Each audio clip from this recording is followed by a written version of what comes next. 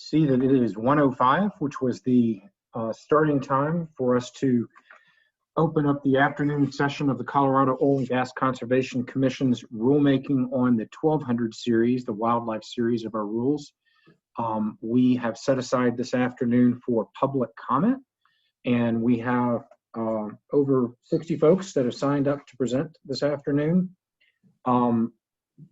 We have a couple of elected officials. We will call on them first, and they will have 5 minutes total each to present, and then we'll move into citizens from the state, and each person will be entitled to 3 minutes of public comment. We will be keeping track of the time, and in fact, let me get my timer here, get it going. Ms. Larson, yes, we want to make Mr.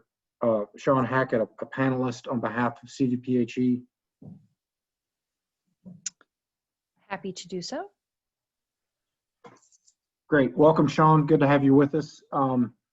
It looks like we have all of our commissioners with us, as well as our Assistant Attorney General Davenport and AAG Minor, as well as Director Murphy and Hearings Officer Thomas. So with that, let's get started. The first person to speak is Tammy Story, followed by Cody Davis. And Mr. Chair, we're looking for Representative Story right now, or excuse me, Senator Story right now. At the moment, I'm not finding her, but we can move on to our next speaker, Mr. Commissioner Davis. And as soon as we find Representative or Senator Story, we will bring her in.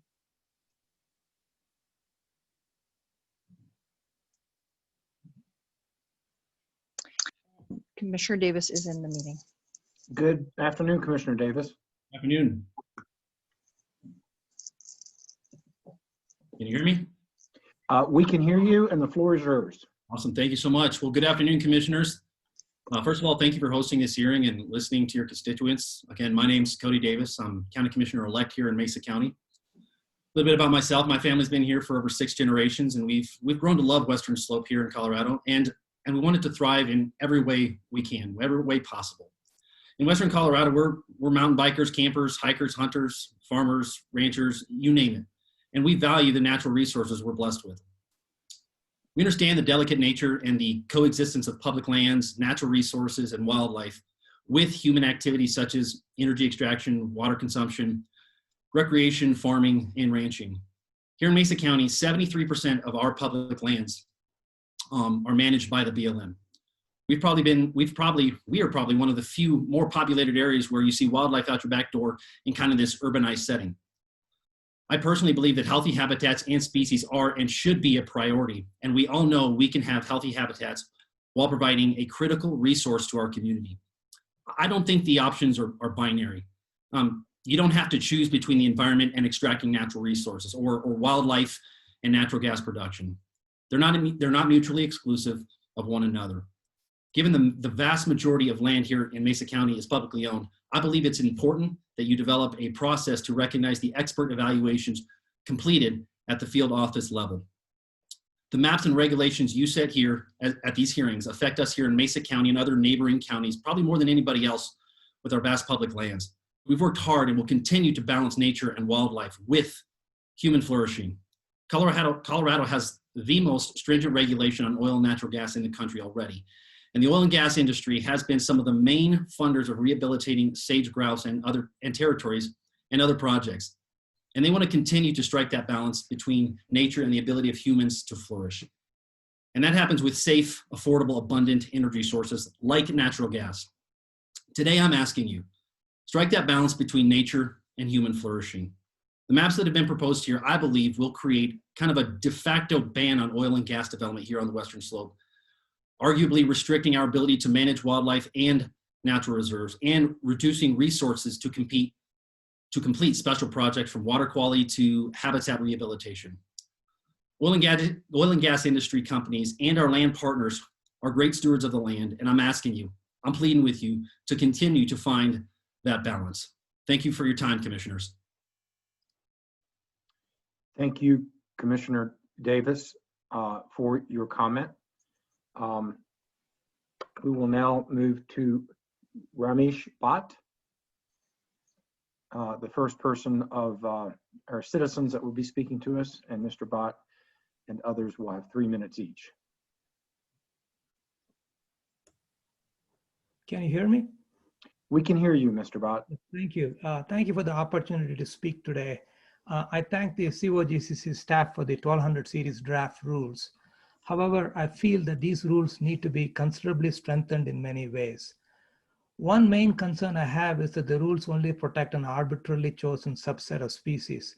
Only 20 out of 55 species identified by CPW as priority species are explicitly mentioned in the current rules. What about the other species? Moreover, critical portions of the biological environment like plants, pollinators, reptiles, and other species are not addressed at all. This is contrary to the Senate Bill 181 mandate to protect all wildlife and biological resources. Please change the rules to comprehensively define and protect all biological resources, including all vulnerable flora and fauna and their habitat. Even when protection is offered, they are not adequate. For instance, unlimited oil and gas operations will be allowed just 1 mile from greater sage-grouse breeding grounds, even though studies show that buffers need to be several miles, maybe 3 up to 5 miles away. The rules also contain a long series of exceptions and ways in which oil and gas operations can proceed even in sensitive areas. Operators can even buy out a protective sensitive area for as little as $13,000 for 11 acres. All of this seems more protective of oil and gas operations than of wildlife and biological resources. Please remove this kind of easy opt-out of rules from the final version. Also, while the rules call for various plans, there's no indication of how these plans will be evaluated in light of the mandate of Senate Bill 181. The rules should be clear in indicating when plans will be rejected. It should also be explicitly stated that permit applications will be denied unless they comprehensively protect wildlife and biological resources. Finally, I just want to point out that Senate Bill 181 is very clearly requires that the COGCC protect wildlife and biological resources at the same level as human health and welfare. Unfortunately, the current draft does not reflect the standard. These rules need to be stronger and should also be crafted to prevent circumvention via variances and promises of mitigation. Thank you for the opportunity to speak today. Thank you, Mr. Bhatt. Appreciate your presenting to us this afternoon. We will now move to Alexandra Hostetter, followed by Michael Godbout.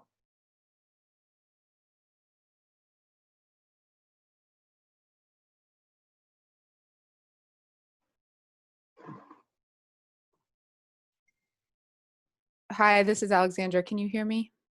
Yes, we can hear you, Ms. Hostetter. Great. So thank you for your time today. As I said, my name is Alexandra Hostetter, and I am a concerned citizen residing in Denver. I've been working in the environmental field for over a decade, including most recently in wildlife conservation, and have experienced firsthand the damaging impacts of prioritizing unchecked industry over people, communities, and wildlife. According to the Colorado Parks and Wildlife, there are 74 species in Colorado that are listed on the threatened or endangered list. Of those, 16 are federally threatened or federally endangered. There's a clear and real threat to wildlife in this state. Additionally, economically, revenue from hunting and fishing licenses in Colorado rose nearly 20% last fiscal year. In total, the state made about $96 million on these licenses. Yet, despite the intrinsic value of wildlife for Colorado's landscape and culture and the clear need to protect it, as well as the economic revenue generated by wildlife to the state each year, I feel the 1200 series rules do not go far enough to protect wildlife. They don't go far enough to protect critical conservation efforts, and they do not protect the recreational traditions that well-managed wildlife species can support. And I feel this is really irresponsible. Even though biological resources are explicitly mentioned in SB 181, they're not defined or protected in the 1200 series rules, and this is a serious omission.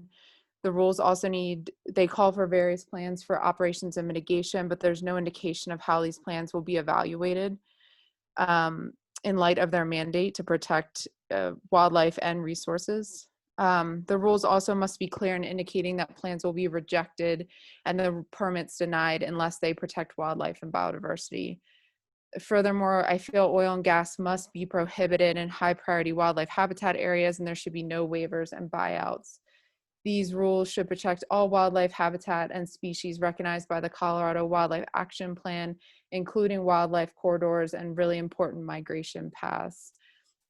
Prioritizing the monetary gains of oil and gas at the expense of Colorado's wildlife is damaging for the environment, it's damaging for our economy, and it's damaging for the legacy we're building for future residents and visitors to the state. I strongly urge you, as a citizen of Colorado and someone who chose to make this state my home in large part because of the incredible and diverse landscape, to strengthen and enforce these rules so that they actually do their job and effectively protect the wildlife, people, and places of Colorado. Thank you. Thank you for your comments this afternoon. Sean Mulvey is next.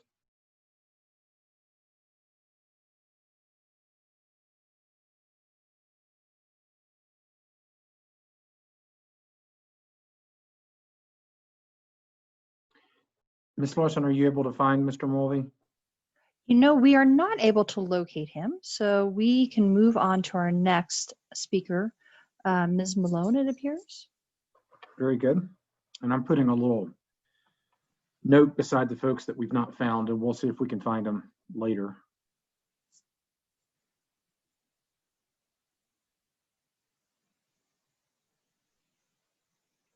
Ms. Malone is in the meeting. Can you hear me? We can hear you. Okay, thank you. Hello, and thank you for taking comments. I'm Dealy Malone. I'm an ecologist from Redstone, Colorado, and have worked conducting biological surveys for rare species on the West Slope for the past several decades. In my opinion, the current draft COGCC rules do not sufficiently protect Colorado's imperiled species. The draft rules ignore many vulnerable species and their habitats. These rules will not protect and conserve our wildlife and the habitat they need to survive in the manner envisioned by Senate Bill 181. The draft rules contain explicit protections for only, the current draft rules contain explicit protections for only 25 species and their habitats. Colorado's State Wildlife Action Plan includes 43 Tier 1 species, 43 Tier 1 plant species, 53 Tier 1 vertebrate species. These species are all vulnerable to local extinction. SWAP also includes Tier 2 animal species, 8 amphibians, 48 birds, 2 fish, 23 mammals, 14 reptiles, and 74 Tier 2 plant species, none of which are protected by these rules. Tier 2 species are those that need protections so that they don't become vulnerable to extinction. Most of Colorado's imperiled species are not protected by these draft rules. All 117 Tier 1 and Tier 2 plant species are considered either critically imperiled, and imperiled species in Colorado are at risk throughout their range and vulnerable to extinction. Buffers for sage-grouse are included, but according to best science, are inadequate to protect sage-grouse. Neither, according to best science, are the proposed migratory corridors or winter habitat protections adequate to protect Colorado's iconic but declining mule deer herds. No protection for currently listed plant species and inadequate protection for sage-grouse could likely result in ESA listing, which would certainly result in development constraints. The rules should also include CPW's high priority habitat recommendations. These recommendations should include buffers or seasonal restrictions for all Tier 1 vertebrate species based on ample scientific information that we have in Colorado. Protecting wetlands and riparian habitats, which are not concurrently included in the rules, is essential to protecting and conserving Colorado's imperiled species. Wetlands comprise only 2% of the landscape in the West, yet provide essential habitat to 80% of native species during some part of their life history.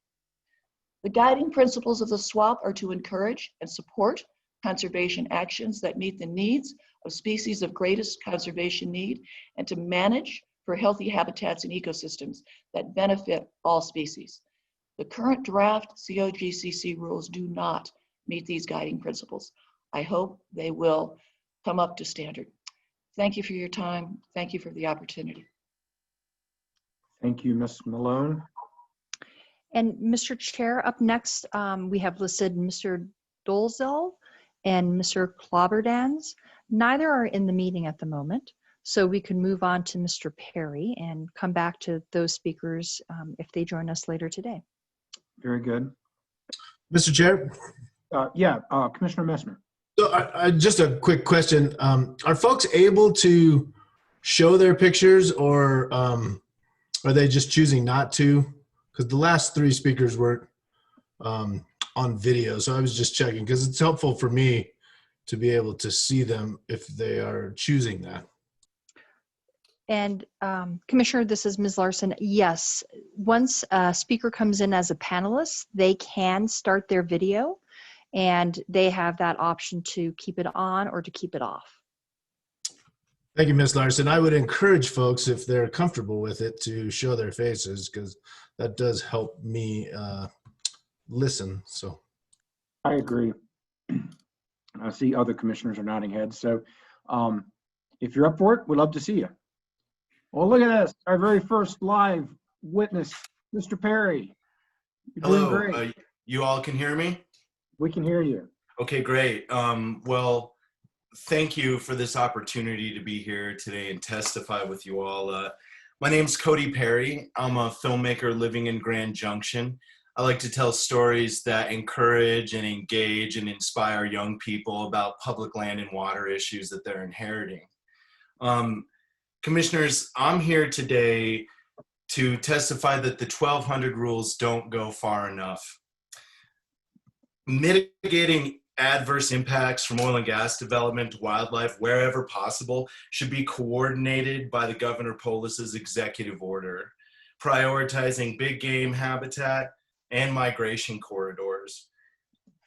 Consider the economic importance of wildlife, in particular to communities like we see in Craig and Moffat County, or Natarita and Nucla, further down south. These communities that are transitioning off coal but have outstanding access to these public lands. These public lands that have perhaps Colorado's most sustainable assets, wildlife, water, and weekend warriors that go there, right? I request that riparian protections, these are critical habitats and water supplies, be enhanced to a minimum of 500 feet from riparian zones and 1,500 feet from high priority zones. We're talking about species specific and big game migration protections. I request that the commission prevent pad construction in big game seasonal habitat and migration corridors. I would like to see a 2-mile buffer from greater sage-grouse leks and a 1-mile buffer from Gunnison sage-grouse leks, or otherwise consistent with federal land management, land use planning. I want to thank you for your time, and I do want to echo like how important landscapes are to our character, who we are, and why we live here.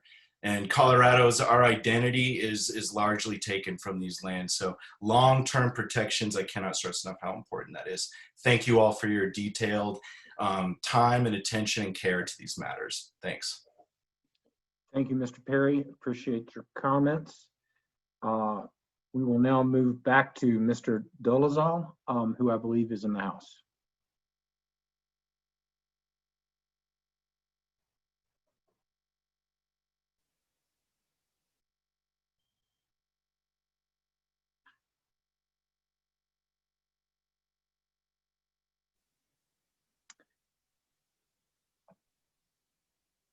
Mr. Dolezal is a panelist, so Mr. Dolezal, if you would like to unmute yourself, and if you're comfortable starting your video, you may do so.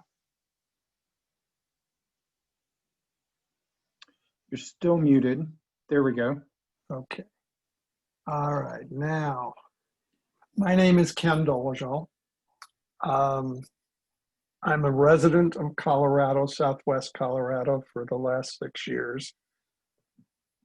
I am a native of Iowa. I practiced law there for 30 years. And my comments are simply common sense. I don't have any specific limitations or requirements. I'm just saying this panel needs to use good judgment. And what that means to me is looking at the situation from the aspect of the animals that you're dealing with, the environment that you're dealing with. There is a great deal of history to buildings, areas of the world, mountain passes, you name it. These are all important and given value. The decisions that you make only shift burdens. They do not contribute or take away from the economic developments, because what you're doing is shifting the burden from one area to another.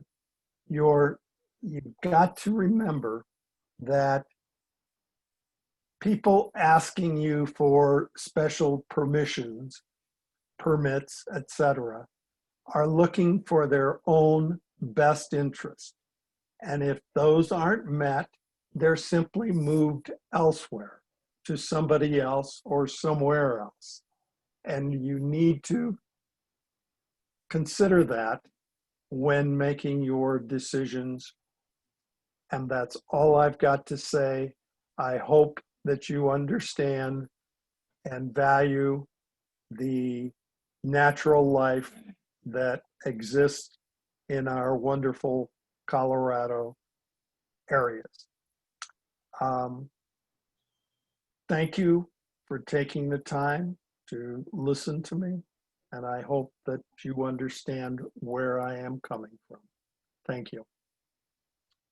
Thank you, Mr. Dolezal, for taking time this afternoon to speak to us.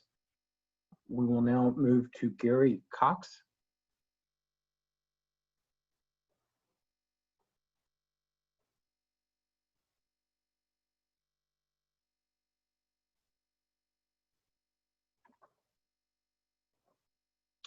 Hello, Mr. Cox. You are a panelist. If you want to unmute yourself.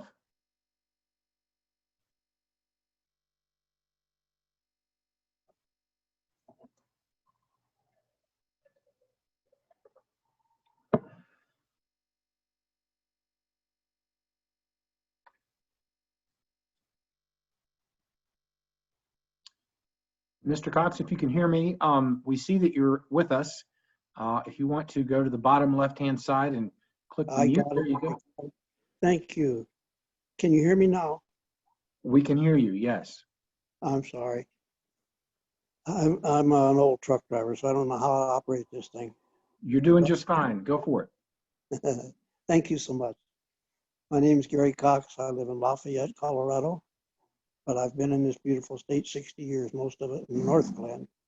My wife and I had a small tax practice there, and to supplement our income for 20 years. And this has been 20 years ago. I worked in the patch for 20 years, but my friends who still work out there say nothing much has changed. The wages are very low, and the only way you can make any kind of living is to work many, many hours. I work on an average 80, 90 hours a week out there, and if you're not willing to put in that time, they don't need you. In other words, you won't have a job. So the workers supplement their income by working these hours. After 40, you got time and a half. And they also supplemented their income by, when they're hauling frack water, dumping it in farmers' fields, on the roads or in the ditches, and charging the normal routine hours to go back and forth. They could double or triple their income that way, working in the oil fields. And the reason for that is the very low pay, $5 or $6 an hour. Trying to feed a family, you can't do it. So there has to be something.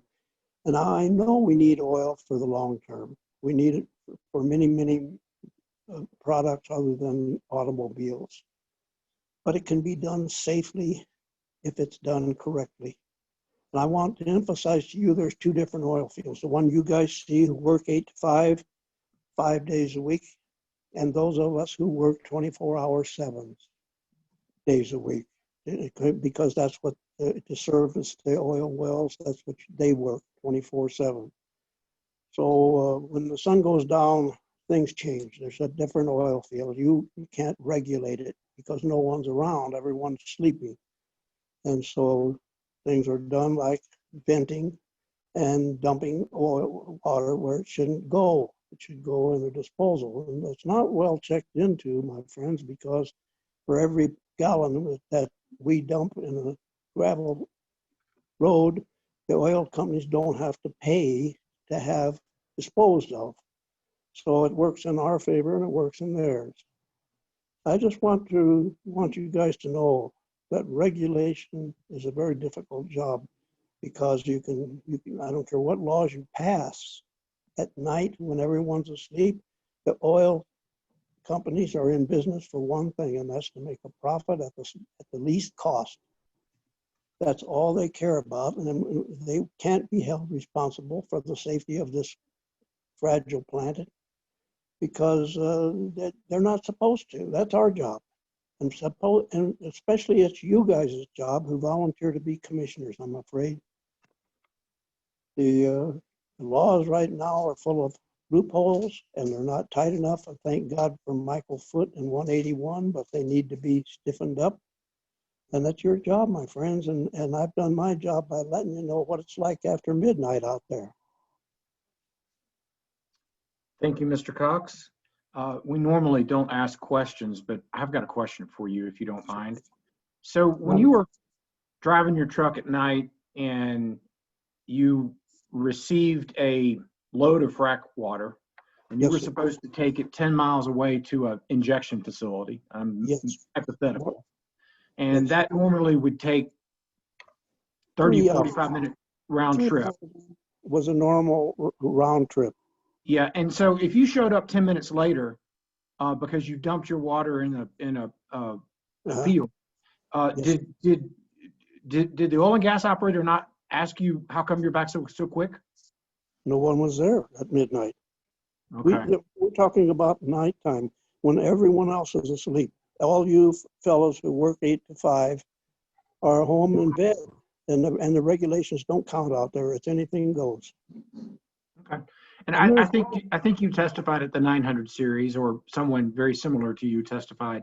And so we appreciate you coming back and providing testimony during this wildlife series. Thank you very much. Yes, sir. It's not just a wildlife, it's the whole planet, my friend. We're in serious trouble. And if I'd have known that when I worked the oil fields, I've only become, unfortunately, wise to the fragility of this planet in the last 10 or 15 years. And I know what is done out there. So I thought I should let you know what it's like when you're asleep. No, we appreciate that. And we're actually focusing on everything related to oil and gas and our mission change rulemaking. It's just today is the day for wildlife public comment. So again, thank you very much. We will move to Allison Elliott as our next speaker.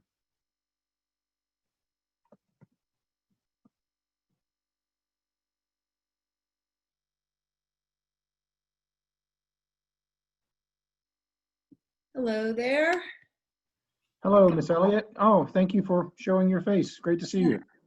Wait a moment there and things work themselves out. Thank you. Let's see. First of all, thank you very much to the Commission for giving me and me as the public this opportunity to speak to this very important matter of wildlife protection during this rulemaking period. My name is Allison Elliott. I live in Delta County and have lived here for over 20 years. I'm a member of the Western Slope Conservation Center, and I am speaking today as a private citizen. I'm actually a board member of the Conservation Center.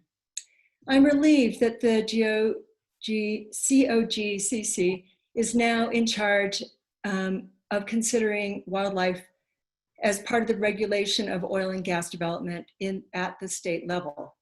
Here in Delta County, the Board of Commissioners of Delta County continue to drag their feet when it comes to supporting diversified economy based on protecting our natural resources. Outdoor recreation and hunting have become a significant economic driver on the Western Slope economies. SB 181 will help communities move away from boom and bust economies to more sustainable and diverse economies that are based on healthy ecosystems. The passage of SB 181 for the first time calls for the consultation between Parks and Wildlife, Colorado Parks and Wildlife, CPW, and the Oil and Gas Commission, and the permitting of sensitive habitats. This is a big step in recognizing the value of not developing in an exploitative sense. Wildlife and wildlands have an ever increasing value as they become more precious and rare. I believe CPW has an extremely important role to play in maintaining our public lands in Colorado. I am grateful that I live in a place with vast areas of high quality habitat. In the short time that I have lived here on the West Slope, I have noticed changes in the habitat and wildlife. The changes are subtle but noticeable. I do not see goshawks regularly near Overland Reservoir as I used to. I don't know the reason, but I do know that I would miss them greatly. It took me a few years to realize that one of my favorite sounds along the river was a yellow-billed cuckoo. The fact that this bird is endangered scares me, and it makes me afraid of how quickly things can change. It makes this rulemaking all the more important to me, knowing how it can affect our collective future. Of course, it is the greater sage grouse that is one of the most high profile and iconic species that lives in Colorado that is in direct threat from oil and gas development. As a child, seeing these birds on film, I never thought that they could disappear. And this rulemaking process must do everything it can to prevent another loss like the carrier pigeon. SB 181 requires that the Colorado Oil and Gas Commission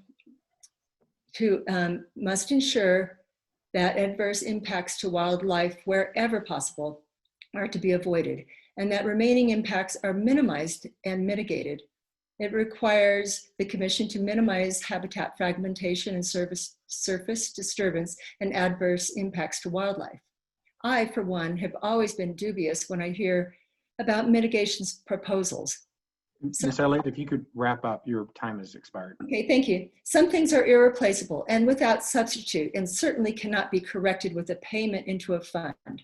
I encourage the Commission to take a hard stance on mitigation as a way to buy a proposal's way out of a bad idea. Well, thank you today for listening, and I appreciate the efforts and so appreciate that SB 181 came into play, and the Oil and Gas Commission is now given the charge to actually do the job of balancing development with protection. Thank you. Thank you, Ms. Elliott. Ms. Sparkman, I believe, is next. Catherine Sparkman.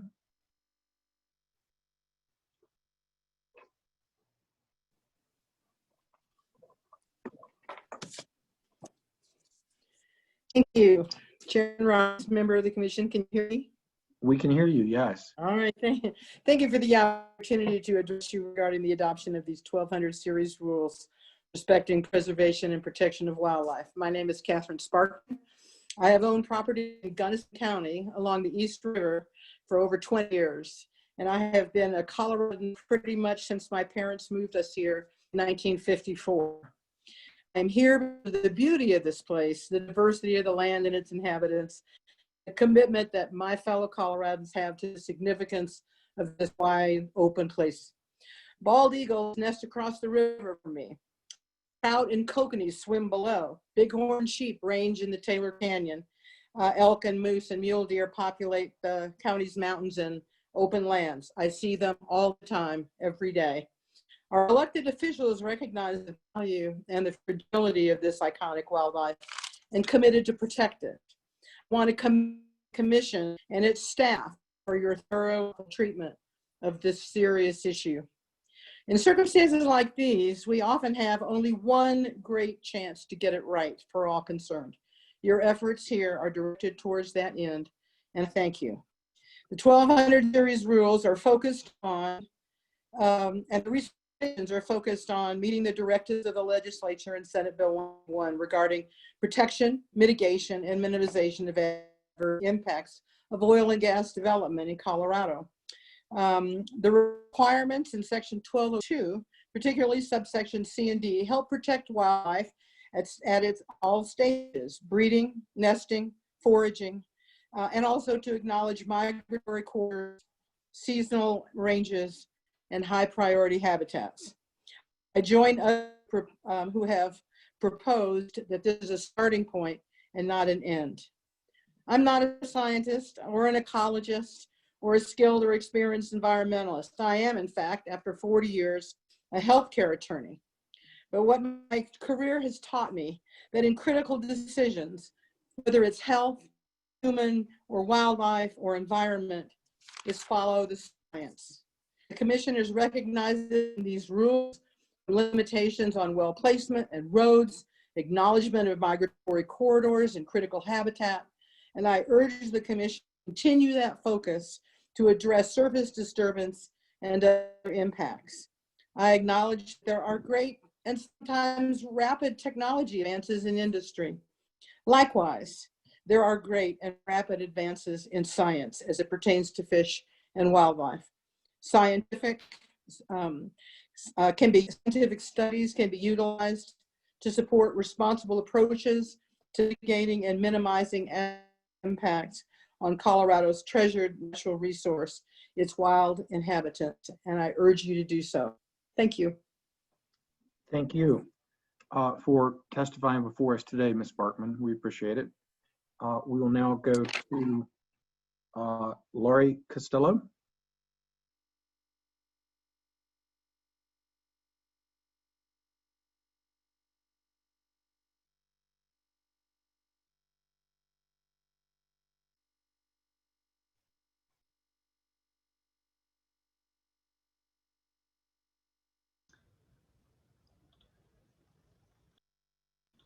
Hi, I'm here. Somehow when you went to me, I got kicked out of the meeting.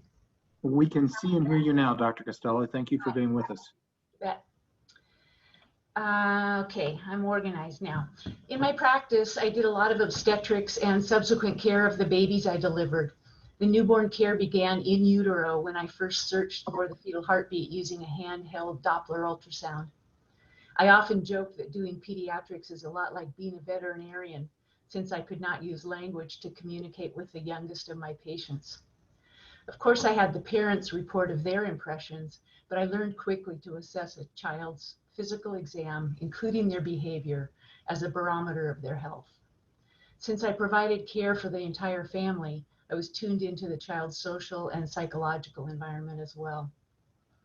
The obvious analogy is that we can evaluate the well-being of biological systems by assessing behavior and environment. Please include all flora and fauna and their habitat in the definition of biological resources, and remember that their only communication with us is nonverbal. The gold standard of scientific investigation is the double-blind, randomized controlled trial. It's obvious why we do not use such trials to evaluate toxin effects, but rather rely on other study designs. Imagine intentionally subjecting people to increasing concentrations of benzene solely to measure the extent of the harm deliberately induced. This gold standard would be unethical.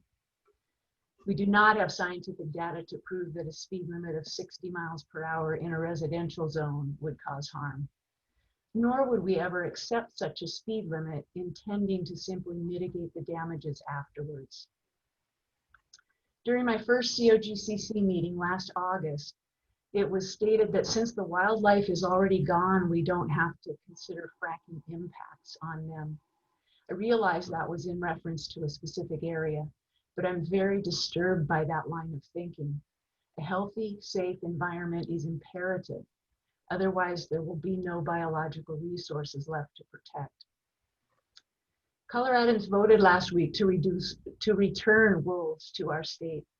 As a top predator, wolves can help restore both riparian zones and balance in ecosystems. Fracturing habitat corridors is deadly. Prevention of toxic exposures and prevention of habitat loss will preserve our biological resources. Failure to do so will force us into an ongoing losing battle of mitigation. During these unprecedented times of division, we hear a lot about what people are against. I believe the word for our times is restore. And you have the opportunity to do that across our entire state, and it will have impacts around the globe. Thanks so much for your hard work in this really important process. Thank you, Dr. Costello, for being with us this afternoon and your testimony. My pleasure. A number of folks that have signed up and that are next on the list have not made their way into the meeting. It looks like the next person that has signed up and is on the list is Michael Denslow.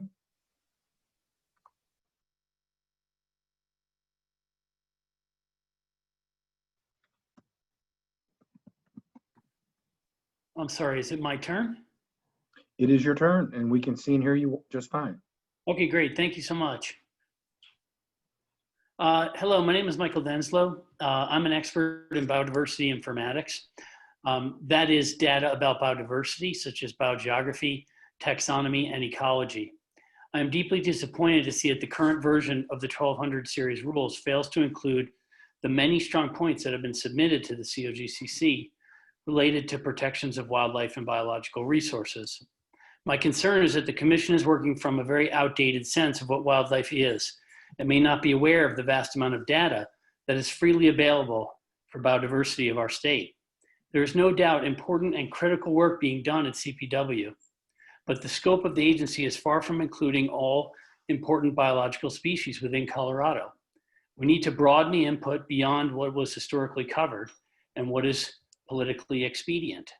Further, I am also concerned that there is a perceived notion that data is not readily available for many organisms, and this may be influencing some of the decisions being made. Over the past 20 years or so, there has been a concerted effort by the scientific community to digitize and mobilize biodiversity data for just this very situation. Extensive public and private funds have been used so that recent as well as historical biodiversity records are available to us anytime on the internet. These include museum collections, expertly vetted observations, and many, many others. Further, the Colorado Natural Heritage Program, which is part of a larger NatureServe network, has biologists in the field every year in our state. They employ some of the best field biologists I've ever had the pleasure of working with. This is an unbiased source of data that the state has made a significant investment in. Let's focus on plants for a moment. Plants are the foundation of all terrestrial ecosystems. Pollinators, herbivores, and entire food webs depend on them. There are several plant, there are several plant data sources freely available that literally anyone can access. In preparation for this testimony, I did a few quick searches on databases such as SciNet, iDigBio, and GBIF. I found millions of records from our state in just a matter of minutes. In closing, although there is no definition of biological resources provided within SB 19-181, clearly the intent is broader than what the COGCC is currently proposing. According to the Colorado State Wildlife Action Plan, energy development is one of the primary contributors to habitat degradation within our state. Please take your responsibility more seriously to protect Colorado's unique natural heritage. Thank you so much. Thank you, Mr. Denslow, for being with us and testifying this afternoon. I believe we now will turn to Maurice Foe.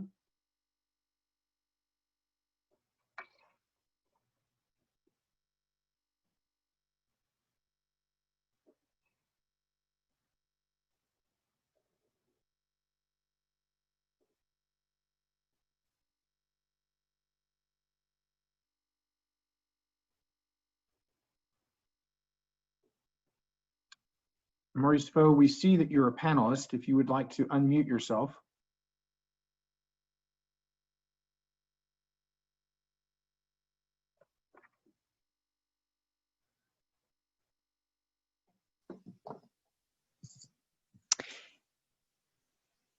Mr. Chair, if Mr. Foy is not able to join us at the moment, we can certainly come back to him.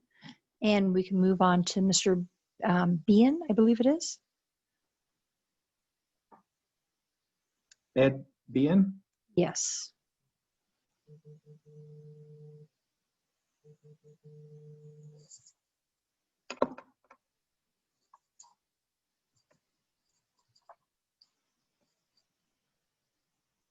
You're still muted, Mr. Bean.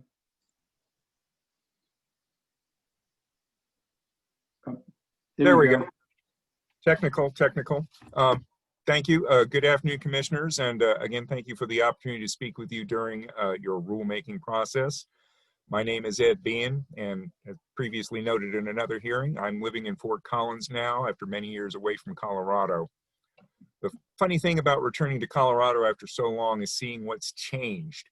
Having lived in Houston and Baton Rouge, smack in the middle of the oil patch, I wasn't expecting to find it had preceded me here, with 20,000 odd wells in neighboring Weld County affecting the very air we breathe and hazing over the mountains to the west. What hasn't changed is this amazing land and the creatures who live within it. My wife and I returned a month ago from a socially distanced sojourn on the western slope, visiting hot springs resorts, glacial valleys near Leadville, and Rocky Mountain National Park. We saw lots of wildlife along the way, and it seems that there was more of it than I remember from our previous years living near Boulder and the trips we took around the state then. I don't take that for granted. Great efforts at the state and federal level have preserved habitat, going to some pains to save species teetering on the brink of extinction. The oil and gas projects that are now common along the Front Range are relatively new to the state. An expansion of previous development ushered in on the strength of new extraction techniques. The problematic side effects of those new methods have to be viewed carefully. The non-emergency venting and the incidental leakage from poorly managed projects can have long-ranging effects on our air, our water resources, and the habitat we share with Colorado's amazing wildlife. It is critical to ensure that regulations you draft now will take care to preserve and protect wildlife resources and the habitat they thrive in. I have seen what unchecked oil and gas development can do along the Gulf Coast. I hope we can do much better. Colorado deserves no less. Thank you for your attention and for your continuing efforts. Thank you, Mr. Bean, for your testimony. We appreciate you being with us. We now will turn to Robin Nikoloff.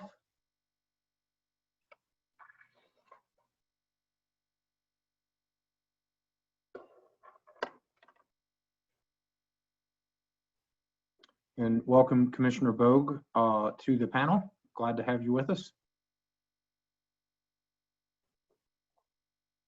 Hi all.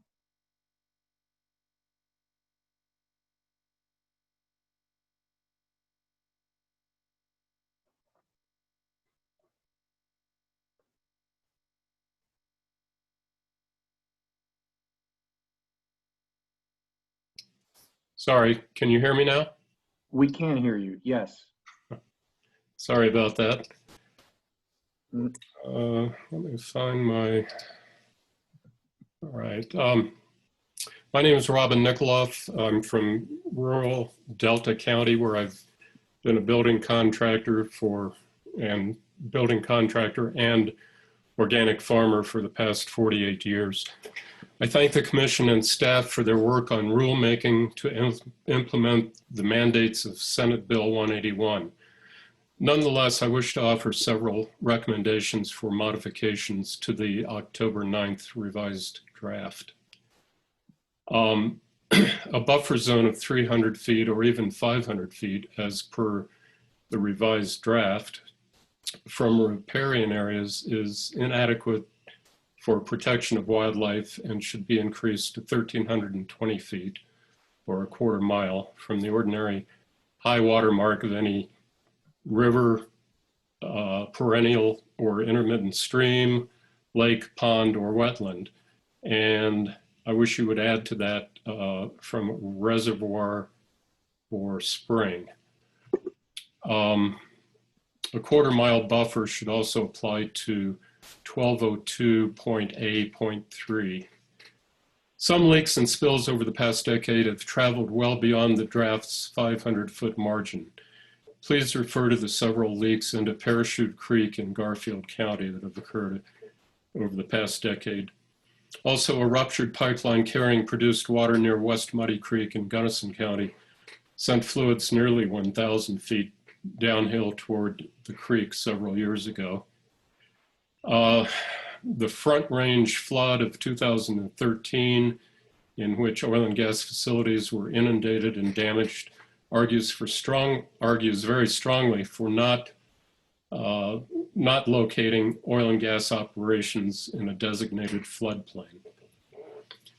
The following changes apply to the definition of restricted surface occupancy area and to 1202.C.1. Under 1202.C.1, capital C, greater sage grouse, I feel that should be changed from 1 mile of, from within 1 mile of a LEC site to 2 miles. And D, Gunnison sage grouse, should be changed from 0.6 miles of a LEC site to 1 mile. Regarding high priority habitat, surface occupancy restrictions should apply to sensitive wildlife habitat and to, quote, breeding, nesting, foraging, migrating, or other uses by wildlife, end quote. Based on my construction experience, I would say the direct impact habitat mitigation fee of $13,750 for up to 11 disturbed acres is woefully low. I also urge you to add protections for biological resources other than wildlife in consultation with the Colorado National Heritage Program. With regard to unavoidable direct and indirect adverse impacts, they may, of course, be avoided by preventing oil and gas locations where such impacts are likely to occur. Mr. Nicklock, if you could wrap up, you're past your time. I'm past my time. Okay. I'll tell me this. Am I allowed to send written comments expanding on what I've said? Yes. Okay. Well, thank you very much for the opportunity. Yeah, and we'll look forward to your written comments. It sounded like you were reading, which is great. And that way we'll have those before us as we do our deliberations. So thank you very much for being with us this afternoon. You're welcome. I believe we're moving to David Anderson next.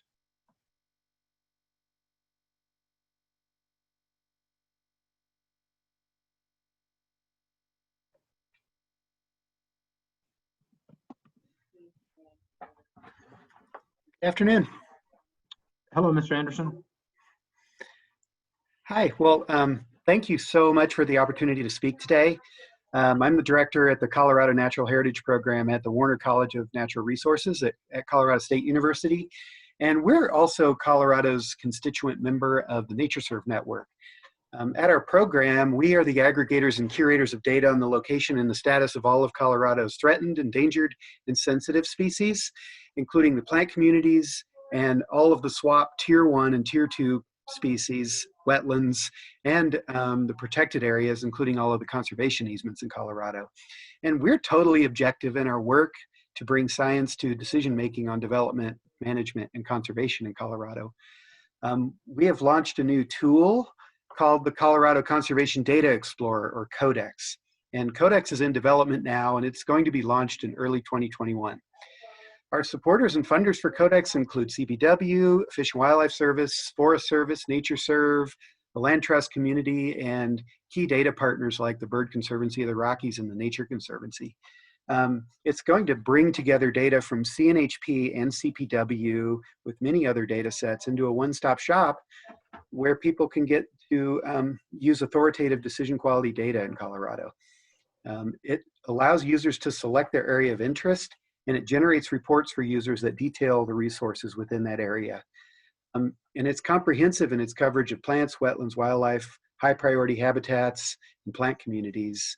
And it's going to have a lot of other useful data layers from the SWAP and other sources that users can interact with. It's made to provide services that will be useful to all operators who are adapting to the mission change requirements. It helps operators in completing their wildlife protection plan, wildlife mitigation plan, and compensatory mitigation plans that are required in the 1200 series rules. Consulting data available in Codex early in the planning process is the best way to reduce risk.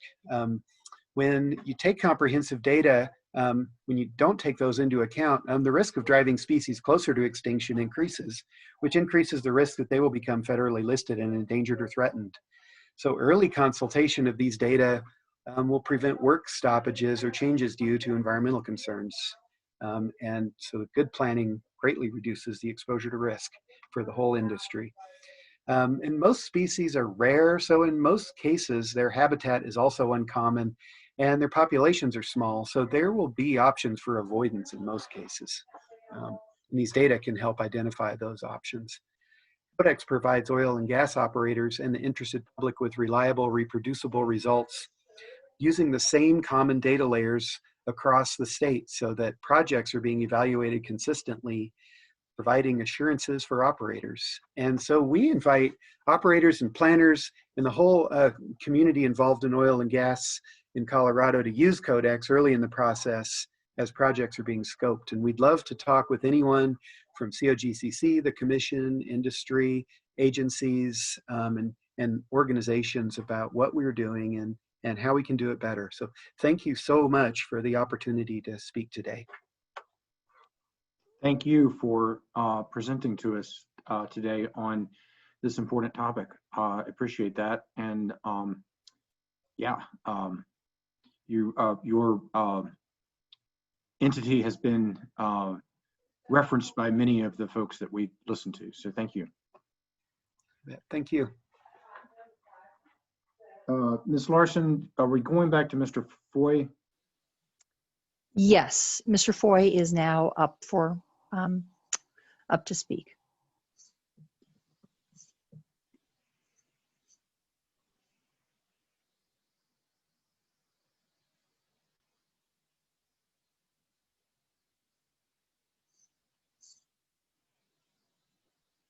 And Mr. Foy, you are in the meeting, so if you are able to unmute yourself now, we are ready.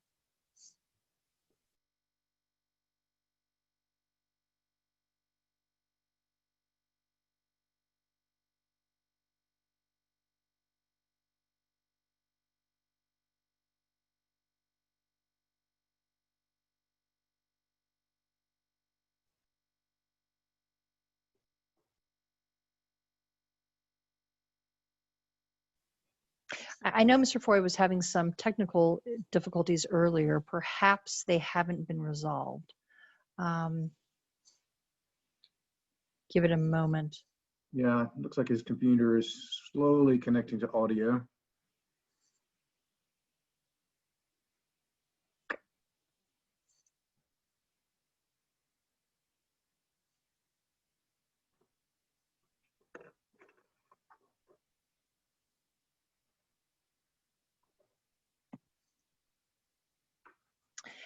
Mr. Chair, if you like, we could move on to Ms. Ortiz and come back to Mr. Foy after Ms. Ortiz.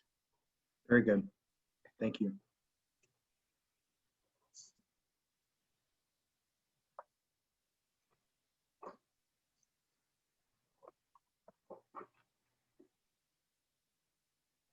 Hello, Ms. Ortiz. We can see you. Oh, great. Can you hear me as well? We can hear you as well. Perfect. Well, good afternoon, Chairman Robbins and members of the committee.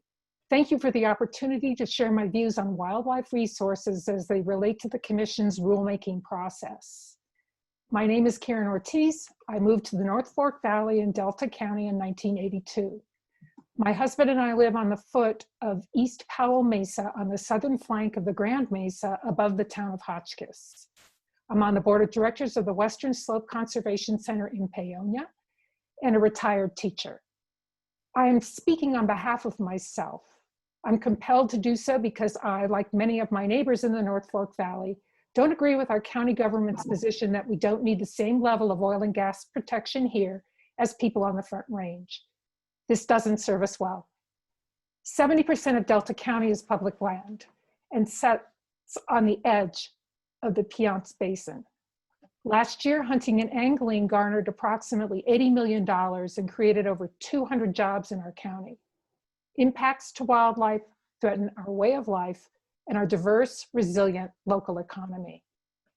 I believe the Commission should increase protections from oil and gas development for certain wildlife species, such as the Gunnison sage grouse and the yellow-billed cuckoo. You must enhance riparian area protections, which are 1% of the landscape, but support 80% of all wildlife, providing critical habitat and clean water supplies. Please expand setbacks around riparian areas from 300 to at least 500 feet in order to preserve critical streamside habitat and increase those protections to 1,500 feet within designated high priority habitats. Additionally, expand protections for our local flock of Gunnison sage grouse leks to 1 mile, which is consistent with existing federal use plans and best available science. I ask that you support Governor Polis's August 2019 executive order to provide greater protections for Colorado's big game and the recent Colorado Parks and Wildlife Commission's resolution advocating for strong oil and gas rules to protect Colorado's wildlife. You can do so by prohibiting well pad construction and ground disturbance altogether in big game migration corridors, such as the one that crosses 3550 road adjacent to my home. A herd of 20 elk migrate using that route a few times each winter. We see groups of 20 or more deer graze, bed down, and travel through our 20-acre property and neighborhood seasonally when weather and environmental conditions are right. In closing, the COGCC must implement significant protections for wildlife, their migration routes, and habitats. By doing so, you will be true to your mission of protecting our public health and safety and protecting our environment, water quality, and wildlife, all of which I deeply cherish. Thank you all for all you do and for your time today. Thank you, Ms. Ortiz, for being with us this afternoon and presenting your thoughts to us. We appreciate that. We will now turn to Cameron Bingham.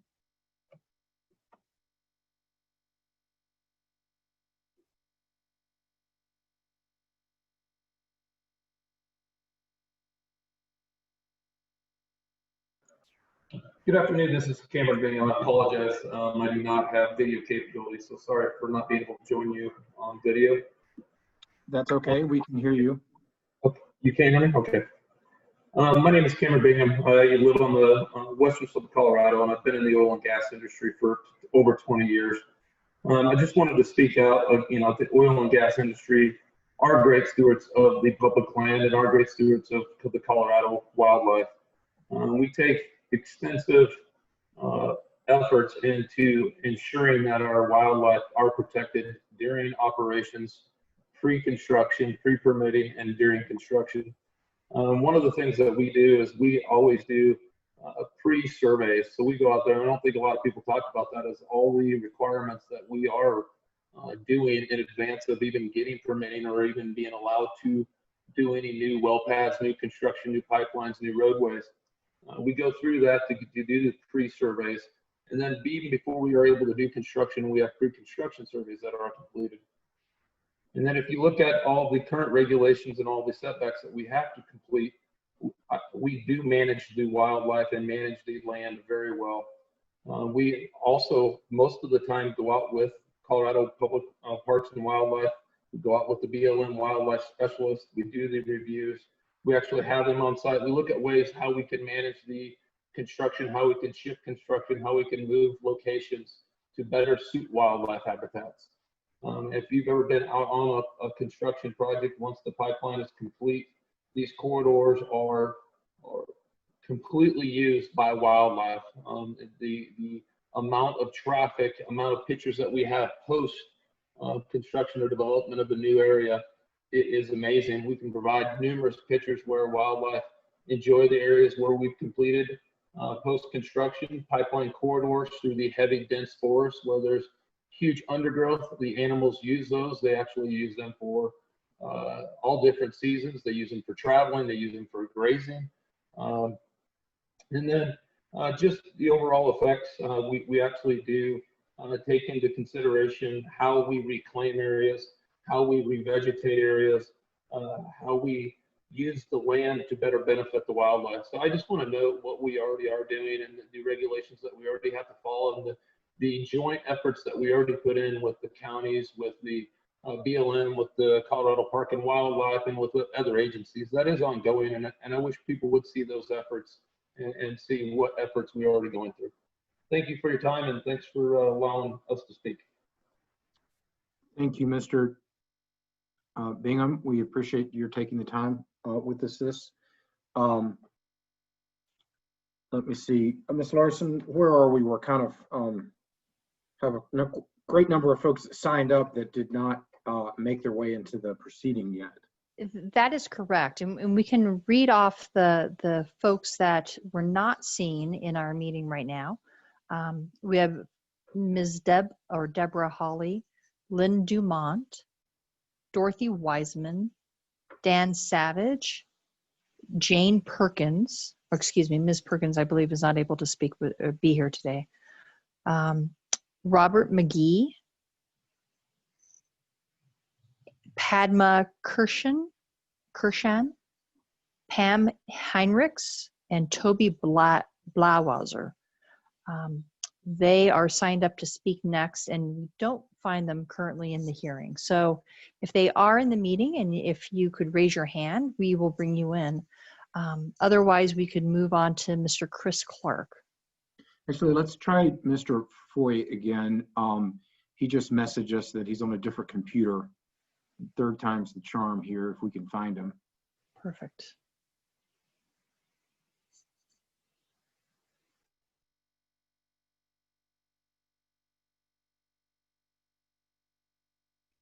Good afternoon. Can you hear me? We can hear you, yes. All right. Third time is a charm. I appreciate the opportunity. My name is Morris Foy. I'm an environmental specialist in Western Colorado. I've been working in the oil and gas industry for the last 15 years. My background is in ecosystem science and management, reclamation, and wetland science. I've had the pleasure working in the oil and gas industry as a consultant for most of the major operators in the Piceance Basin and surrounding basins, and primarily on habitat enhancement projects. I've worked with every applicable agency, from Fish and Wildlife Service to CPW to BLM offices locally and Forest Service. We've implemented projects that include very unique and proprietary netting programs that the agencies now use as a preferred system. This was developed by our oil and gas clients as a means of a best management practice. We've worked on reclamation projects for reseeding pipeline corridors. Over the last 15 years, we have reseeded over 5,000 miles of pipeline right-of-way in Western Colorado combined. That's equivalent to about 30,000 acres. Of that, a huge majority of that, we worked with CPW on projects to enhance wildlife seed mix in those areas. These mixes are used, voluntarily by the operators. They weren't required to use them, but it provides a better food source for wildlife, particularly big game during winter months. I've worked on projects that we mentioned the greater sage grouse, the Gunnison sage grouse. With the GGR project here locally, we're talking expanding those distances from Lex, when in reality, if you look at a topo map, the topography up there doesn't justify it from a science standpoint. I think that with the other projects that we've worked on in the last 10 years of cheatgrass removal and abatement, tamarisk removal and abatement, drinkers that have been put in across the dry landscape, all as voluntary projects by oil and gas industry, working with agencies and landowners to improve habitat. These are things that are never identified or talked about in the news. It's stuff that the industry has done on its own at the expense of millions of dollars over the last 10 years that I've been a part of, just for the benefit of wildlife. I think to enhance regulations and increase restrictions when it's not science-based or justified doesn't do any benefit to the wildlife. It just adds to the cost. So I think if I could say anything to the panel, it would be, please keep it science-based. Look at what has actually been done and the benefit that's been brought.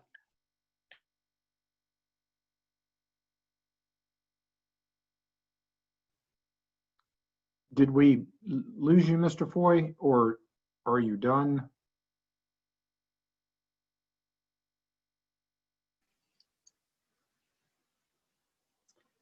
I think we may have lost Mr. Foy. I believe so. All right, why don't we go to our next panelist, and then if he's able to get back on board, we can give him his additional 45 seconds. Thank you. That's Ms. Velasquez, and we will bring her in.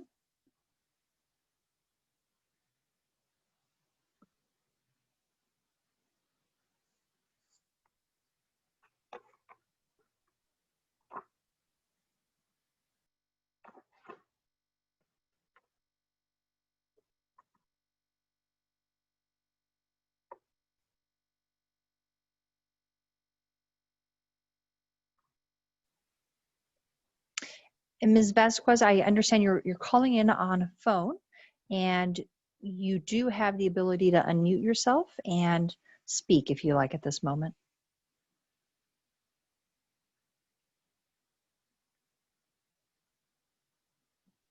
If you're on the phone, Ms. Larson, what's the way to unmute? Is it *6 maybe? I believe it is *6. And then we've also sent a prompt to her phone that will ask her to unmute.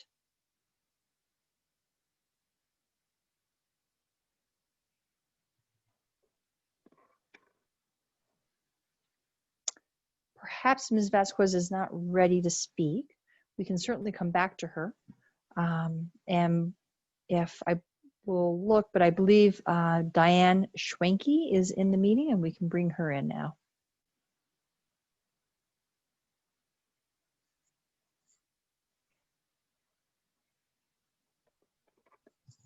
Or perhaps not.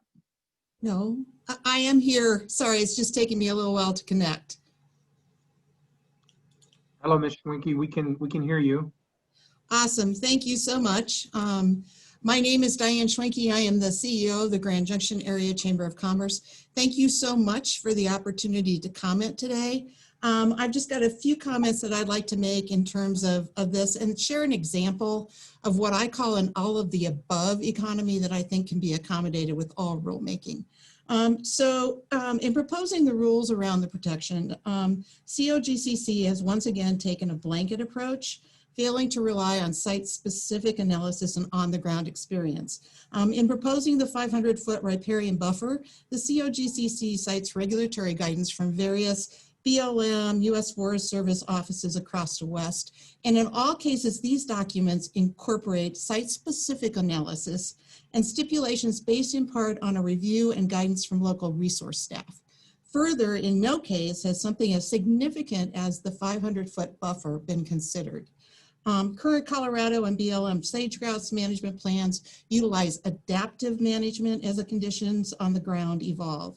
The COGCC's proposed buffer zone complicates what has been a proven approach and is inconsistent with the existing plans that we have.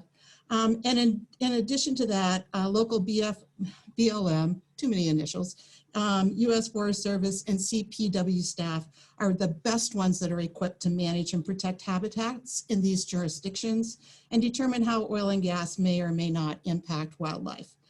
In addition, I think it's really important that the regulations include waivers, exemptions, and stipulations, especially if the proposed one-size-fits-all approach is taken. Resource management plans routinely include this type of flexibility. It's part of the process in development plans, as has been noted by other speakers.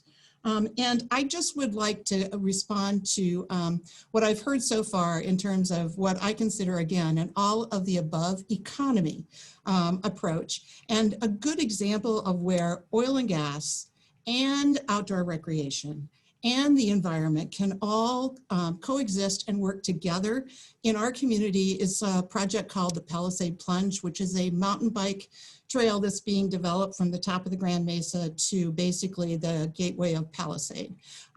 Oil and gas provided the data that they had already collected, showing some of the help to determine some of the best routes through this area, and also actually were able to use their data to assist in this outdoor recreation project.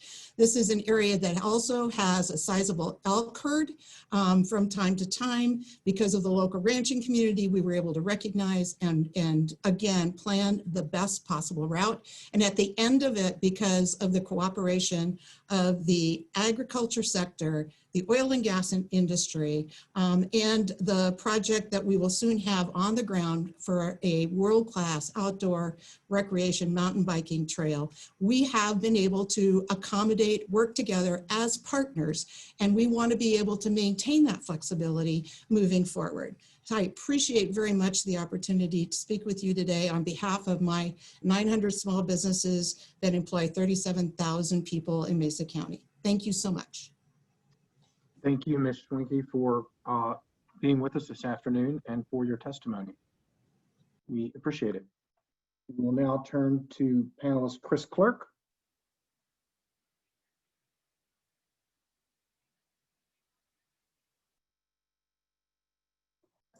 Good afternoon. Can you hear me? We can hear you, yes. Good deal. Well, good afternoon, commissioners. Again, my name is Chris Clark with Laramie Energy. And before I get into my specific comments today on the proposed 1200 series rule changes, I wanted to point out that West Slope operators have had a long and successful history of cooperation, collaboration, and conservation with CPW, CNAP, and other agencies in Western Colorado to protect wildlife. To demonstrate this on just one specific example for Laramie Energy, Laramie Energy and its predecessor, Occidental, have a long-standing relationship with CNAP, the Colorado Natural Areas Program, and have a significant conservation easement in perpetuity to protect the two largest known populations of parachute penstemon, of which there are only 4 populations known in the world, I guess. And this has been a very healthy relationship for CNAP, for Laramie Energy, and Occidental before that. So that is one of many examples. We could go on and on about deer studies that we've helped participate in, wildlife habitat mitigation programs. We've had, like I said earlier, a very successful relationship with cooperation with the agencies. Let me get into my comments now. And Laramie Energy wants to reiterate the following legal, factual, and policy concerns with the proposed rules. The record and technical data does not support increasing the buffer for cutthroat trout, designated crucial habitat from 300 to 500 feet as proposed under Rule 1202C1Q. The current 300-foot buffer has been in effect for over a decade, and neither COGCC staff nor CPW has presented any evidence indicating that this existing buffer is inadequate. Therefore, the 300-foot buffer should be retained and not increased. Proposed Rule 1202C1 sets out an absolute restriction to operations within certain distances of active nests, which is undefined in the proposed rule of various raptor species. Waiver criteria should be set out in the proposed rule for situations where, through monitoring the survey data, it is established that nests were inactive, unoccupied, or absent. This would be consistent with CPW, U.S. Fish and Wildlife, and BLM and Forest Service practices currently. Proposed Rule 1203, which sets out requirements related to compensatory mitigation, should be stricken. Any compensatory mitigation should be addressed on a site-specific basis. In the alternative, if the commissioners choose to proceed with promulgation of the proposed Rule 1203 or some variant thereafter, it should incorporate the revisions recommended by COGA and West Slope COGA in their joint pre-hearing statements. And lastly, application for proposed rules to operations on federal lands should occur only in close coordination with relevant federal agencies to avoid such operations being subject to duplicative or conflicting requirements. anyhow, thanks again for taking the time to listen to my comments, and have a good afternoon. Thank you, Mr. Clark. We appreciate your taking time to present to us this afternoon. We will now turn to Katie Orton.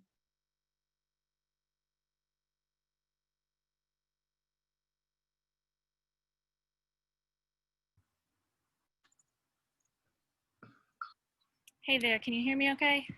We can hear you. Okay. So thank you for allowing me to speak.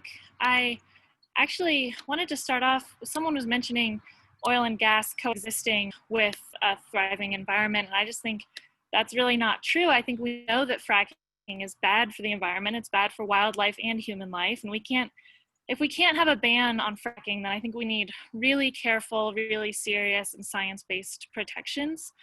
I guess to start off, I'll just speak kind of more broadly because I don't have as much technical experience. But I think the rules should protect all priority habitat recognized by the Colorado State Wildlife Action Plan and other habitats identified as important for vulnerable species, as well as wildlife corridors, migration paths. Protections for high priority habitats need to be strengthened based upon the current science. I think all aquatic areas should be protected by a buffer of 1/4 mile.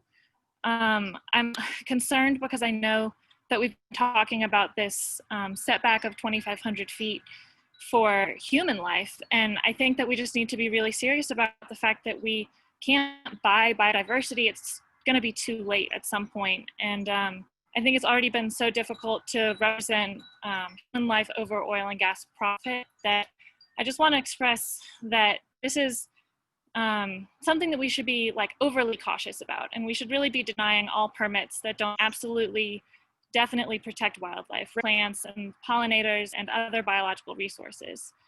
I think that protections shouldn't ever be limited. I think that you need to be really overly cautious. Like this is, you're in charge of protecting the voiceless. Wildlife aren't going to be able to apply for permits or just move locations. Oil and gas can do that. They can speak up for themselves. They can buy their way in to having comment and to have a voice. They aren't fighting for their life. They're simply fighting for profit, and it's just business. You have the opportunity here to set an example that life is more important than oil and gas, which is already a dying business model. I think this is a chance for you to get on the right side of history while everyone else is going to be transitioning to renewables. This is not a business that we need to be protecting. We need to really be protecting the life that's already here. Thank you. Thank you for your testimony this afternoon, Ms. Orton. We appreciate your being with us. We will now turn to Michael Smith.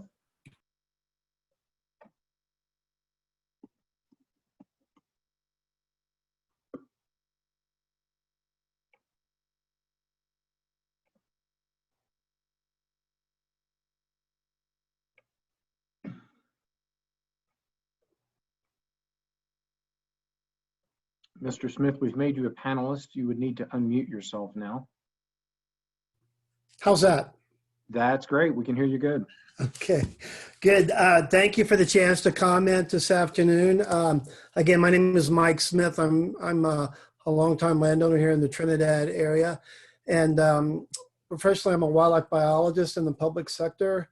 But today I'd like to speak just as a private citizen, targeting my comments specifically towards the discharge of water at the coal bed methane wells that we are seeing around the Trinidad-Baton basin.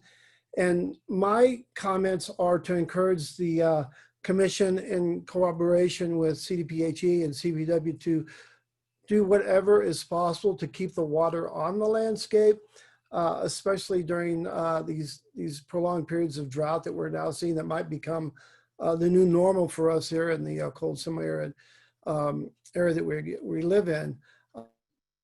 My concern is that this water that is discharged from these coal bed methane pits are being removed basically from our basins and re-injected into these deep wells that ultimately take the water out of the local water cycle, removes it from wildlife livestock benefits. And as well as the fencing and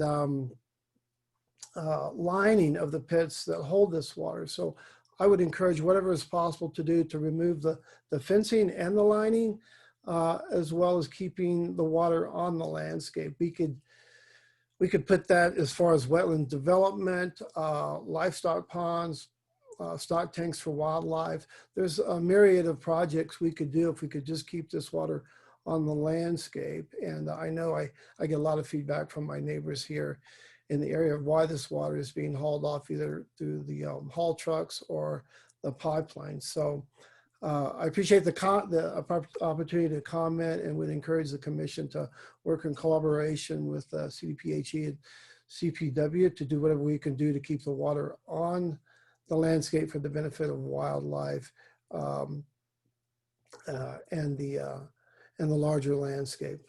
I appreciate the comments. Thank you. The chance to comment. Thank you for your comments, Mr. Smith. We appreciate that.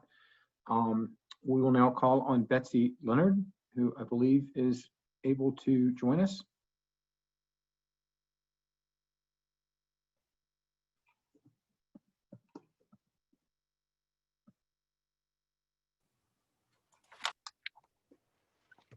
Hello.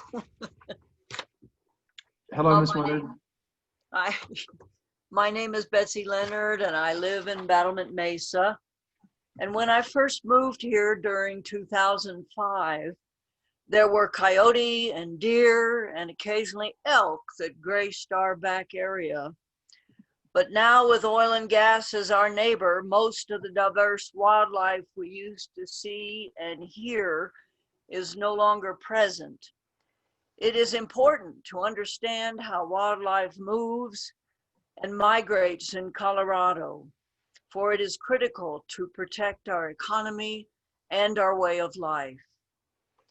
The COGCC must address how to protect critical wildlife habitat, such as riparian areas, big game mitigation corridors, and species-specific habitat must be protected from oil and gas development. It is known that Colorado's riparian areas make up 1% of our landscape, but support 80% of all wildlife habitat. The COGCC should adopt a 500 to 1,000 foot setback for riparian areas to better support and protect Colorado's waterways. The COGCC can best protect Colorado's big game by preventing ground disturbance in all big game corridors. Oil and gas development places pressure on the natural habitats wildlife depend upon and affects their populations. Industry and wildlife can coexist, and when industry impacts critical habitat or migration corridors, those companies must be held accountable. As we start to return to normalcy after COVID-19, hopefully there will become that time, we cannot go back to business as usual. All of us, citizens, leaders, oil and gas developers, and others, must work together to rebuild our small businesses, communities, and our way of life by protecting wildlife in our state. Thank you for allowing me to speak. Thank you, Ms. Leonard, for attending with us and presenting your perspective to us. We appreciate that. We will now turn to Mark Sexton.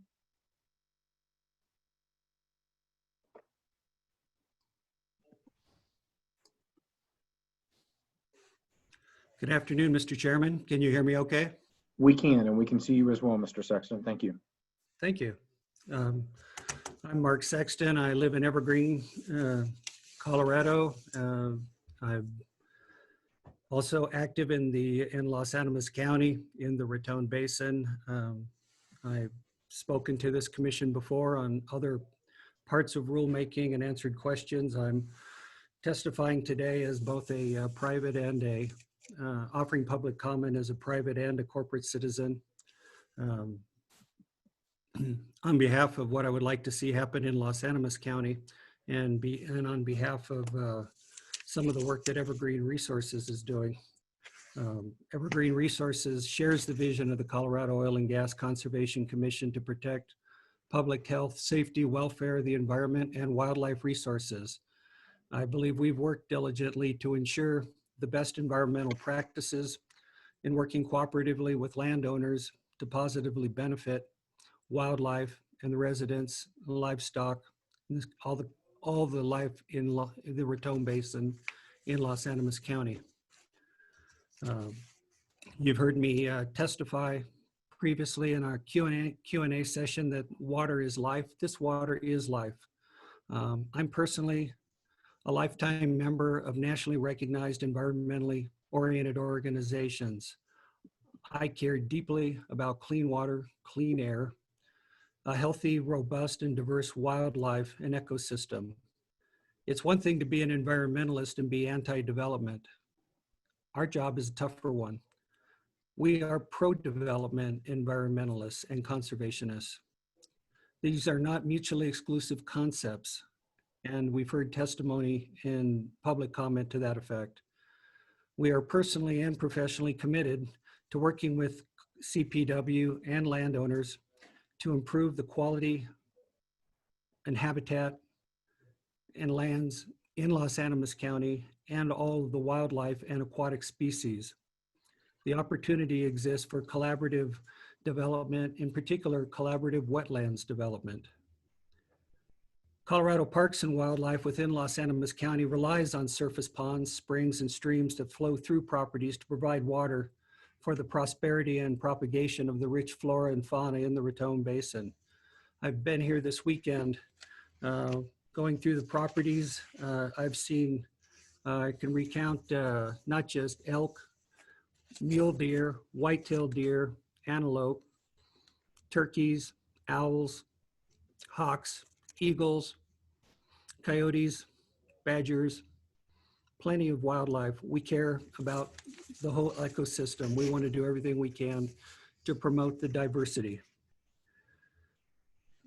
In our Evergreen Resources, as a CEO of an energy company, ENR Evergreen Resources, Natural Resources, has over 1,400 permitted ponds constructed with the specific efforts to provide reliable sources of water for wildlife and livestock.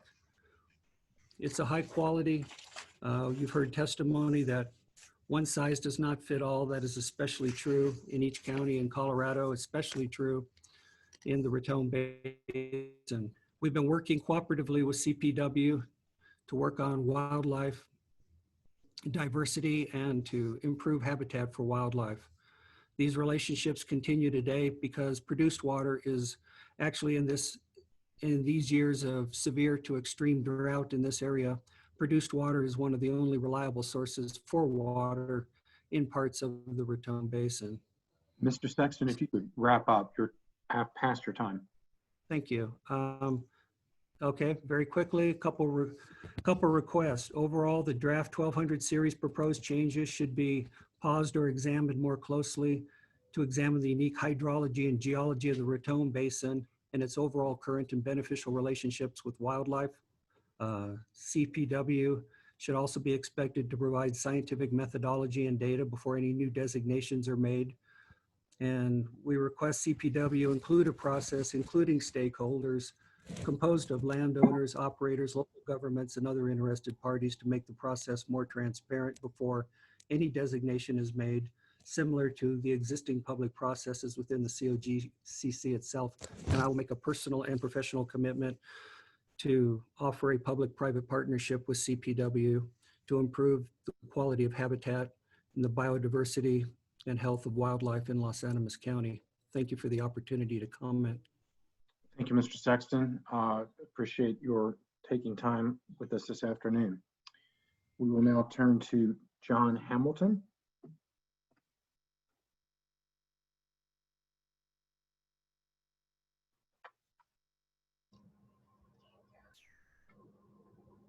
Good afternoon. I hope y'all can hear me, and thanks for giving me the time to speak with you. I'm an independent biologist here in Los Animas County. I've lived here for 20 years. I live out by Pinyon Canyon Army. But in the 20 years of living here, I've witnessed multiple oil and gas companies come within the field when they actually started developing this field. And when they started as a biologist, one of the first things I noticed, and a lot of it was due to COGC, they came in and implemented a wide variety of grass and clover for the wildlife, which benefited the deer, the elk, the turkey, but also they had water discharge points throughout the gas field, whether it was El Paso Energy down in Raton, New Mexico, or at one time it was Evergreen, then it went to Pioneer, XTO, and now one of the companies is back to Evergreen. And as a biologist, I just wanted to let y'all know we've got to look at everything from the large mammals to your plant diversity and your aquatics. And in these discharge ponds, I know there's a big push to put water back down hole, but being on all these ranches where there's production, it's amazing the native aquatic species that are living within this water. One of them that I see quite frequently is our western tiger salamander, along with numerous aquatic insects. My biggest concern is y'all brought up in the 1200 series about wanting some of the ponds lined, fenced, and netting. And as a biologist, I have actually witnessed these lined ponds. They create a damp setting, and we've got midge flies that produce EHD among our mule deer. We do have some death to that, or we have some bucks that will end up being sterile. They survive the disease, but it causes them to be sterile. My recommendation would be pulling those linings and trying to have that water move from pit to pit while it flows. That way wildlife can use it, whether it's the aquatic insects and amphibians all the way to your larger mammals. The other thing is I noticed in the 1200 series you mentioned the West Nile virus. Well, that species of mosquitoes requires stagnant water. And if y'all did open those ponds up and let that water go from pit to pit to be used by the rancher or to be used by the wildlife or the aquatic species, it would actually slow down the West Nile mosquito just by letting that water not be sitting in ponds. You know, Colorado is so diverse, and y'all have so many high priority lists that I look through as far as your mammals, your birds, your aquatics, your plants. A lot of this Raton Basin, we don't have migratory pathways for our deer and elk. They pretty well stay where we're at. We did have one gas company do a huge study on the elk. What they found out is the elk stayed within the gas field, did not bother them. We saw more radio collared elk move around subdivisions, so they were more worried about people than what the gas fields actually put into this area.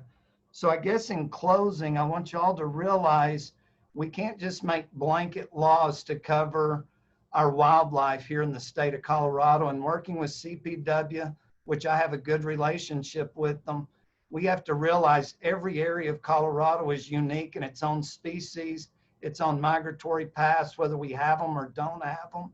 And we need to make sure those laws cover it, where if water would benefit releasing it out here in this arid area, it will also help our wildlife.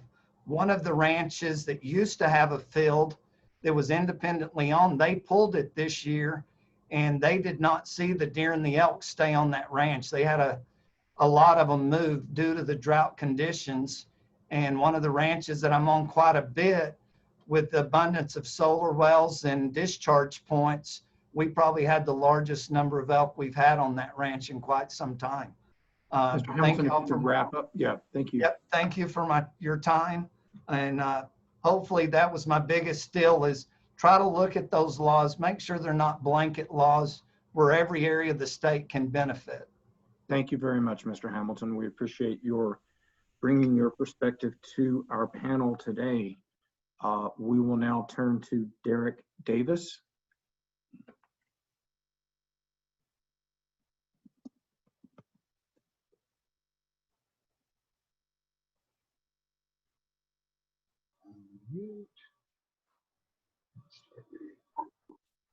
Hello, can you hear me? Oh, we can hear you and we can see you. Welcome. Good, thank you. I don't have you commissioners. There's been a lot of testimony that has been given asking you to make the rules more strict and also to make the rules less strict. I'd like to give my testimony, the experience I've had with the wildlife in Colorado. I love to fish, hunt, and I'm also an avid beekeeper. I have a small hobby farm where I raise cows, pigs, and chickens. I do all of these activities around oil and gas wells, and I've never had any problems with the health of any of the animals I have raised, shot, or catched. I own a company that operates water facilities for producing companies. We operate injection wells as well as systems that clean water to ensure no hydrocarbons end up on the ponds. To date, I have worked on over 30 water facilities. I heard testimony earlier about dumping produced water on the roads or in ditches. I've been working here in Colorado for the last 17 years. No one I work for or with would have ever done this. I'm not sure how long ago that must have been to only be earning $5 an hour. With no experience, I started around $23 per hour 17 years ago. That's just to say that I believe the industry's come a long way in the past 50 years from when oil and gas originally came to the state.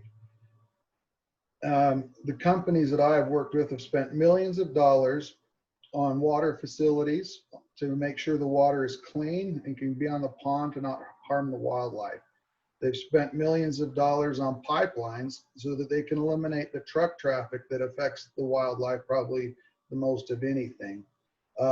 On the roads around the wildlife, around the facilities, where we get onto the dirt roads off of the county roads, those speed limits are 15 miles or below. There's one place, and I don't love it working there, but the speed limit is 5 miles an hour. You basically crawl your truck.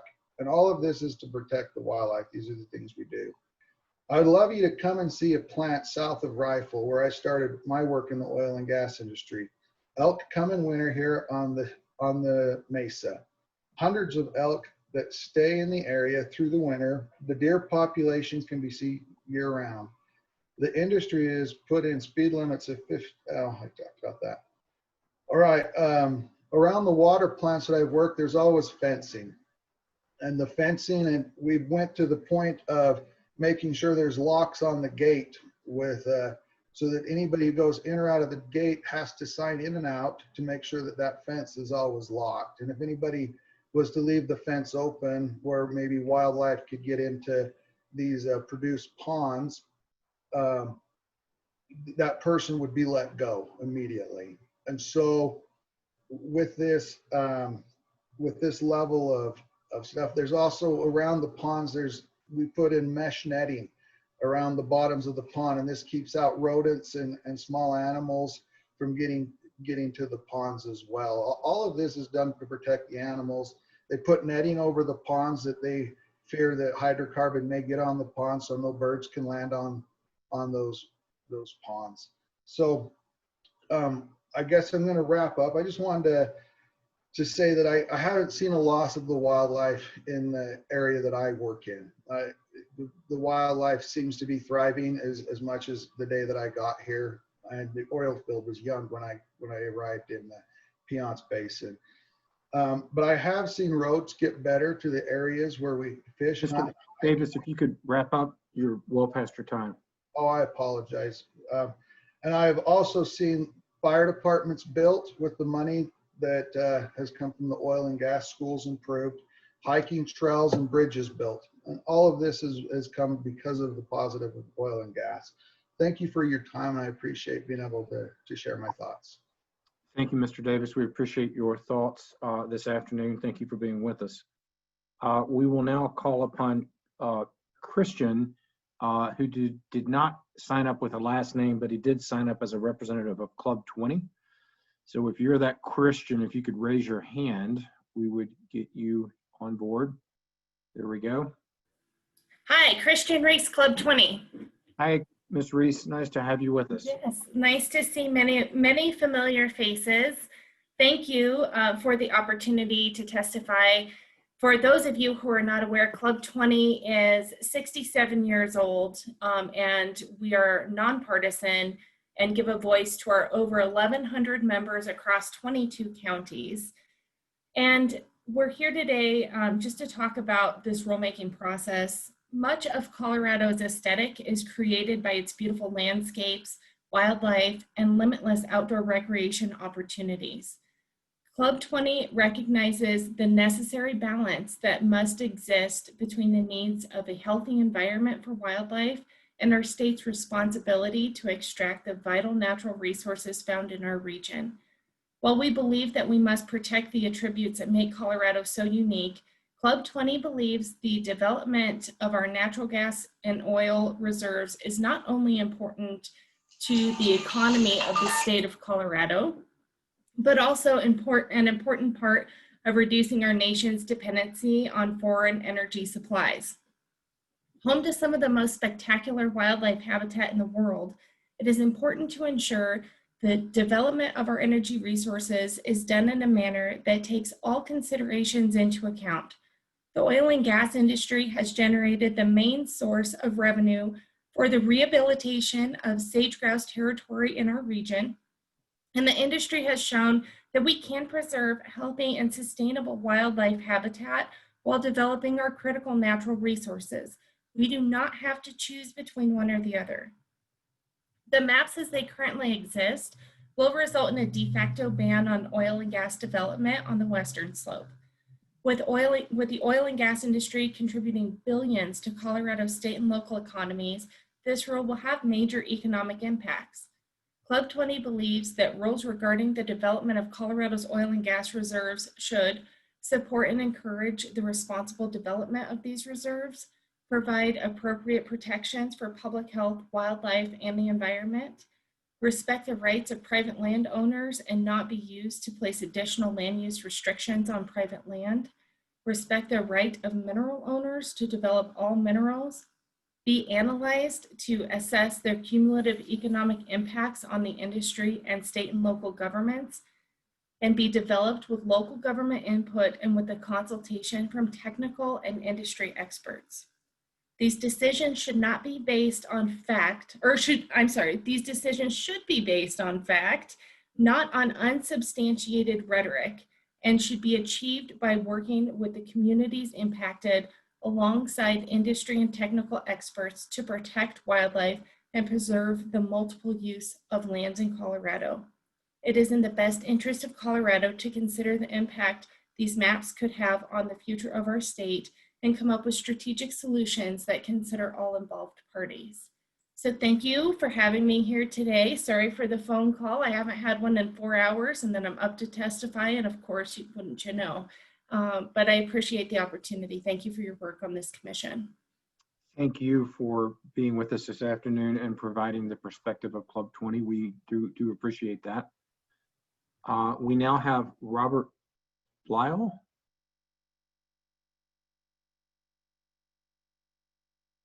And while we're bringing on Mr. Blyle, we're kind of at the end of the folks that we can find with regard to people that have signed up. There was 67 sign-uppers, and we've got quite a few that did not appear to be in the meeting. So if you're in the meeting and you had previously signed up and you desire to testify, raise your hand or chat in the Q&A feature and we'll be able to find you.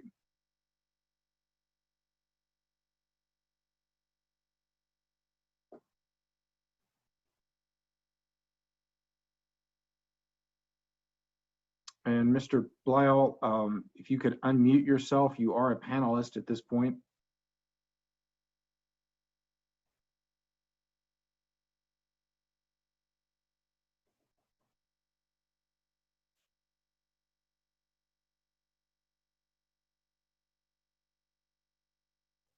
All right, can you hear me now?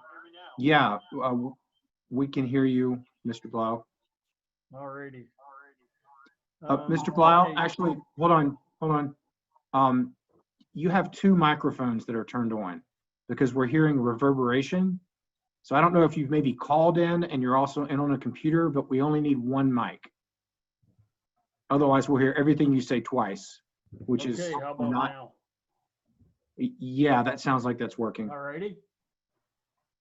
Okay. All right. My name is Robert Blyle. I currently work for Utah Gas Corp based in Rangeley, Colorado. I hold degrees in pre-law, environmental science, and wildlife biology, and I'm a Vietnam era veteran. I was unable to attend Suffolk University Law School in 1973 due to military status. I began working in the oil and gas industry in 1978 in the Piceance Basin, first as a BLM employee, writing some of the first NEPA documents ever developed in the Piceance Basin. I began in 1980 working for oil and gas industry as a land and regulatory specialist. From 91 through 04, I worked with the U.S. Department of Energy, managing their nationwide NEPA ultra-tailings program. Since that time, I've been regulatory environment manager for 4 oil and gas companies spanning 9 states. The industry has a long history dating back to the 70s of working cooperatively with many of the agencies. This has been done in the spirit of cooperation regardless of oil and gas development decisions, resulting in lifelong relationships with these agencies. Many employees and their consultants employ professional biologists with degrees from highly respected universities. Despite the claims of some stakeholders to the contrary, much of what has been done over the past 50 years was on a voluntary basis. It's somewhat baffling that many stakeholders participating in this rulemaking would not acknowledge or are simply unaware of the millions of dollars spent over the past 50 years to conserve wildlife on the West Slope. Several examples of this voluntary work, hundreds of thousands of pre-application surveys, aerial surveys with latest technology, voluntary BMPs, agreements with agencies and landowners not to develop in key habitats, joint sage-grouse studies, mule deer studies, eliminating traffic in sensitive areas, voluntary time restrictions, wildlife-friendly seed mixes, Sportsman's and Williams education programs, public presentations to stakeholders and agencies, contributions to wildlife rehab centers, and memberships in wildlife organizations. It should be noted that these efforts have been almost exclusively funded by oil and gas, landowners, and CPW. Very seldom, if ever, have these efforts costing hundreds of millions of dollars been supported and in many cases not recognized by anti-oil and gas stakeholders. There's nothing new being proposed in the 1,200 rules that haven't been occurring already voluntarily. Several agencies regulating the same resources simply creates a bureaucratic redundancy when wildlife agencies have been given specific authority under various federal and state statutes and regulations to manage and conserve these resources. We have been involved for years in developing mitigation plans, wildlife plans. One of the first key plans developed in Colorado and perhaps the nation was the Piceance Basin Mule Deer year-round drilling program.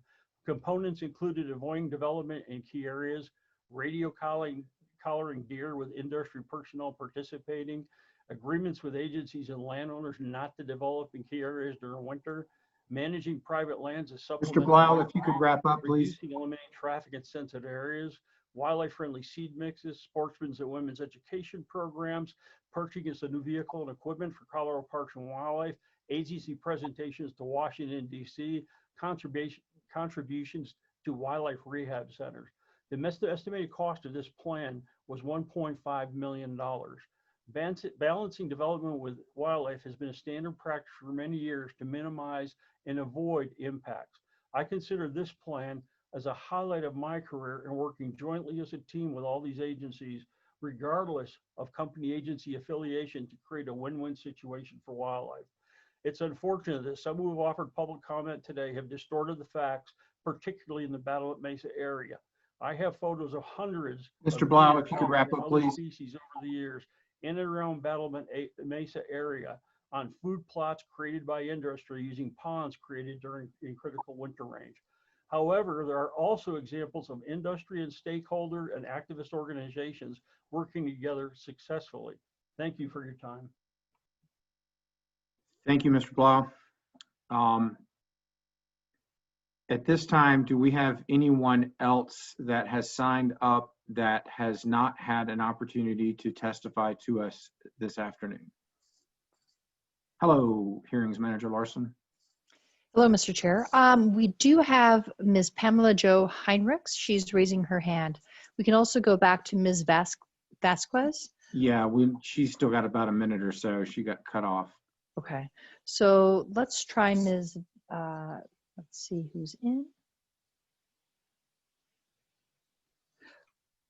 Pamela Jo Heinrichs is in, and then we can go to Ms. Vasquez. Hello, can you hear me? Yes, Ms. Heinrichs, we can hear you.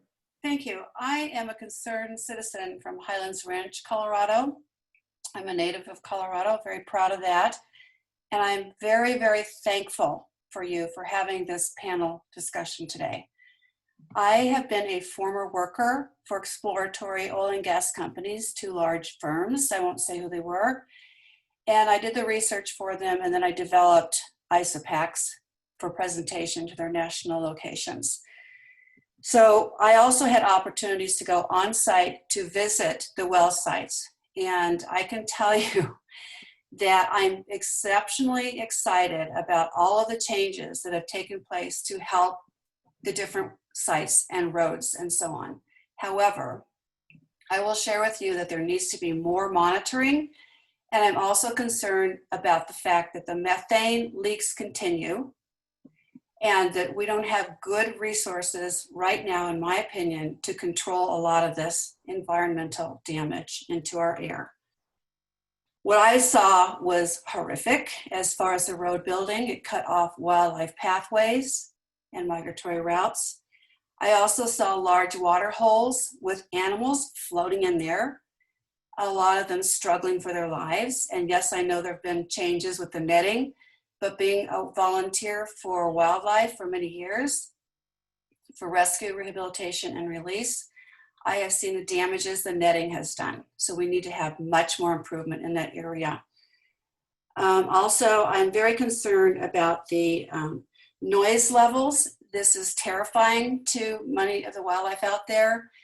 The roads going in and out have taken out many, many plants and pollinators. So I worked in a very large area, Utah, Colorado, Wyoming, Kansas, Nebraska, when I was doing my oil and gas work. So I was able to see many different locations. And my major concern is we still aren't there. And the second concern I have is we are moving very strongly in the direction of renewables. I am not against oil and gas. I am against fracking. I saw the damage. I have friends who take some of this water out to no man's land and dump it on land. It's disgusting.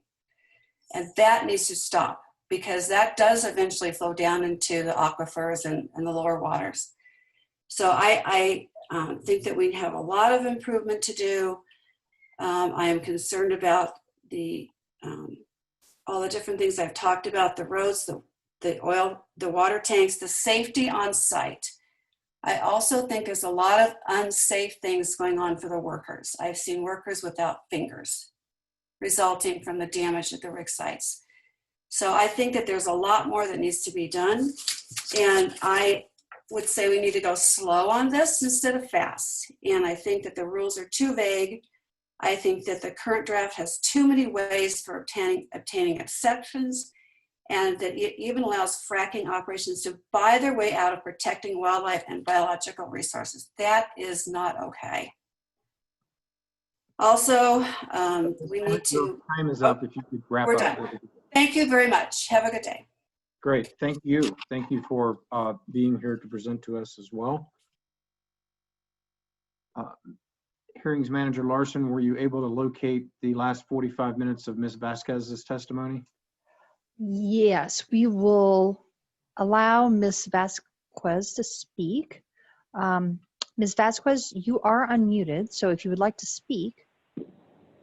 Thank you. I didn't start speaking. May I have 3 minutes or just 45 seconds?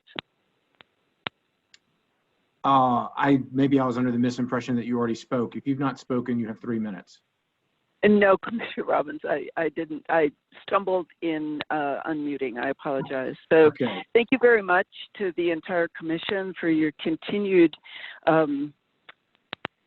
support of private citizens being able to make comments before the COGCC in this rulemaking process. You may recall I gave testimony October 27th and spent some time introducing you to North Park and the wildlife and habitats in North Park, very lightly populated 1,700 square miles, about 65% public land, the basin floor blanketed primarily with priority sage-grouse habitat.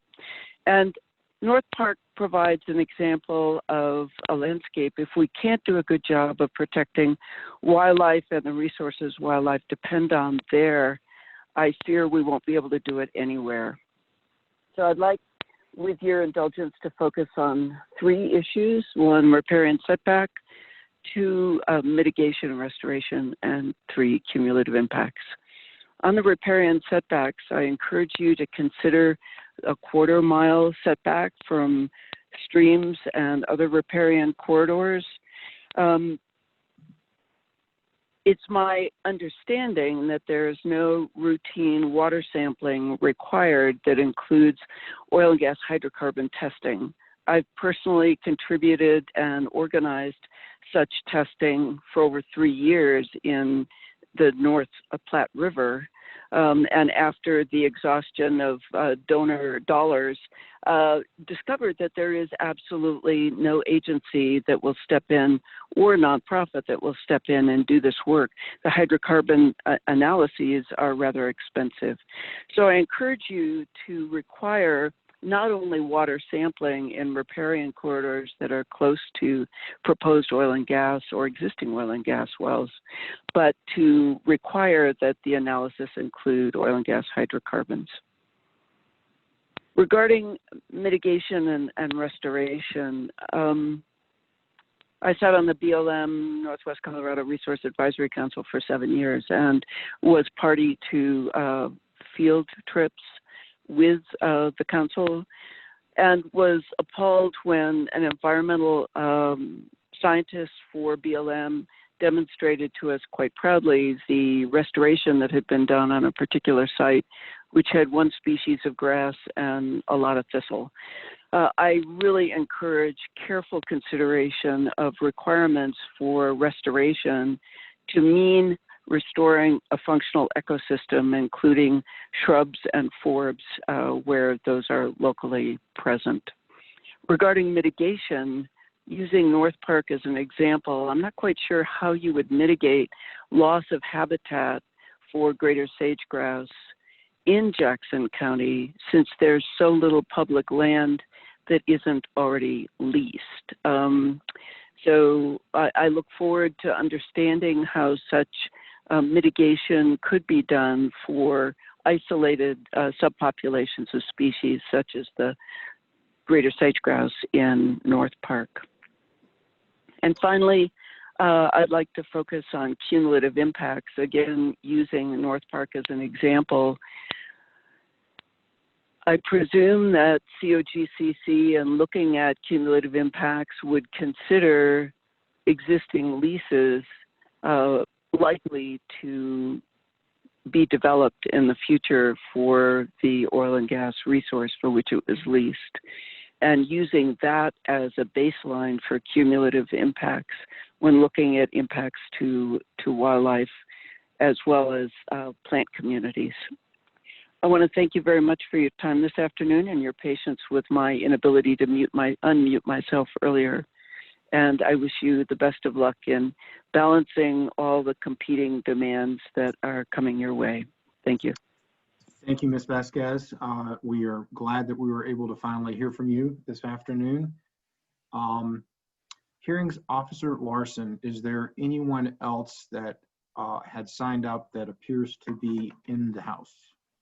No one else that we're able to locate at this time. And again, if you did sign up and did not hear your name called, please raise your hand. Other than Ms. Heinrich, no one else has raised their hand so far. Mr. Chair, I'm not seeing anyone else raise their hand right now. All right. Well, I think we've done, that is the agenda for today was to get through public comment. So I believe we've accomplished our agendized hearing today.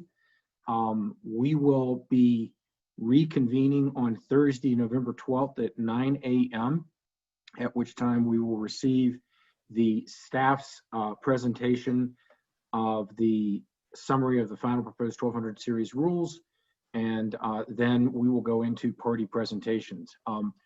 We are not convening tomorrow because tomorrow is Veterans Day, a state holiday.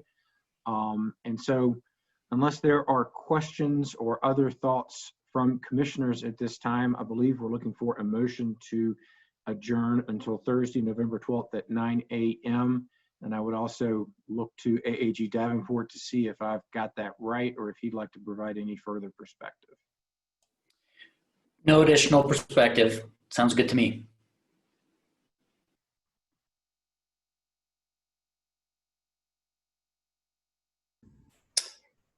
Commissioner Najapa.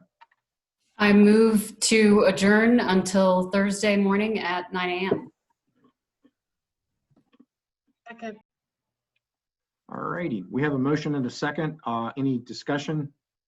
Seeing none, all those in favor signify by saying aye. Aye. Aye.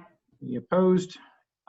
No, we are now adjourned. We want to thank the 102 participants as well as all the folks that came to testify before us this afternoon. Very helpful to the process, and we'll look forward to seeing most of you on Thursday, November 12th, starting at 9 a.m. Have a good afternoon.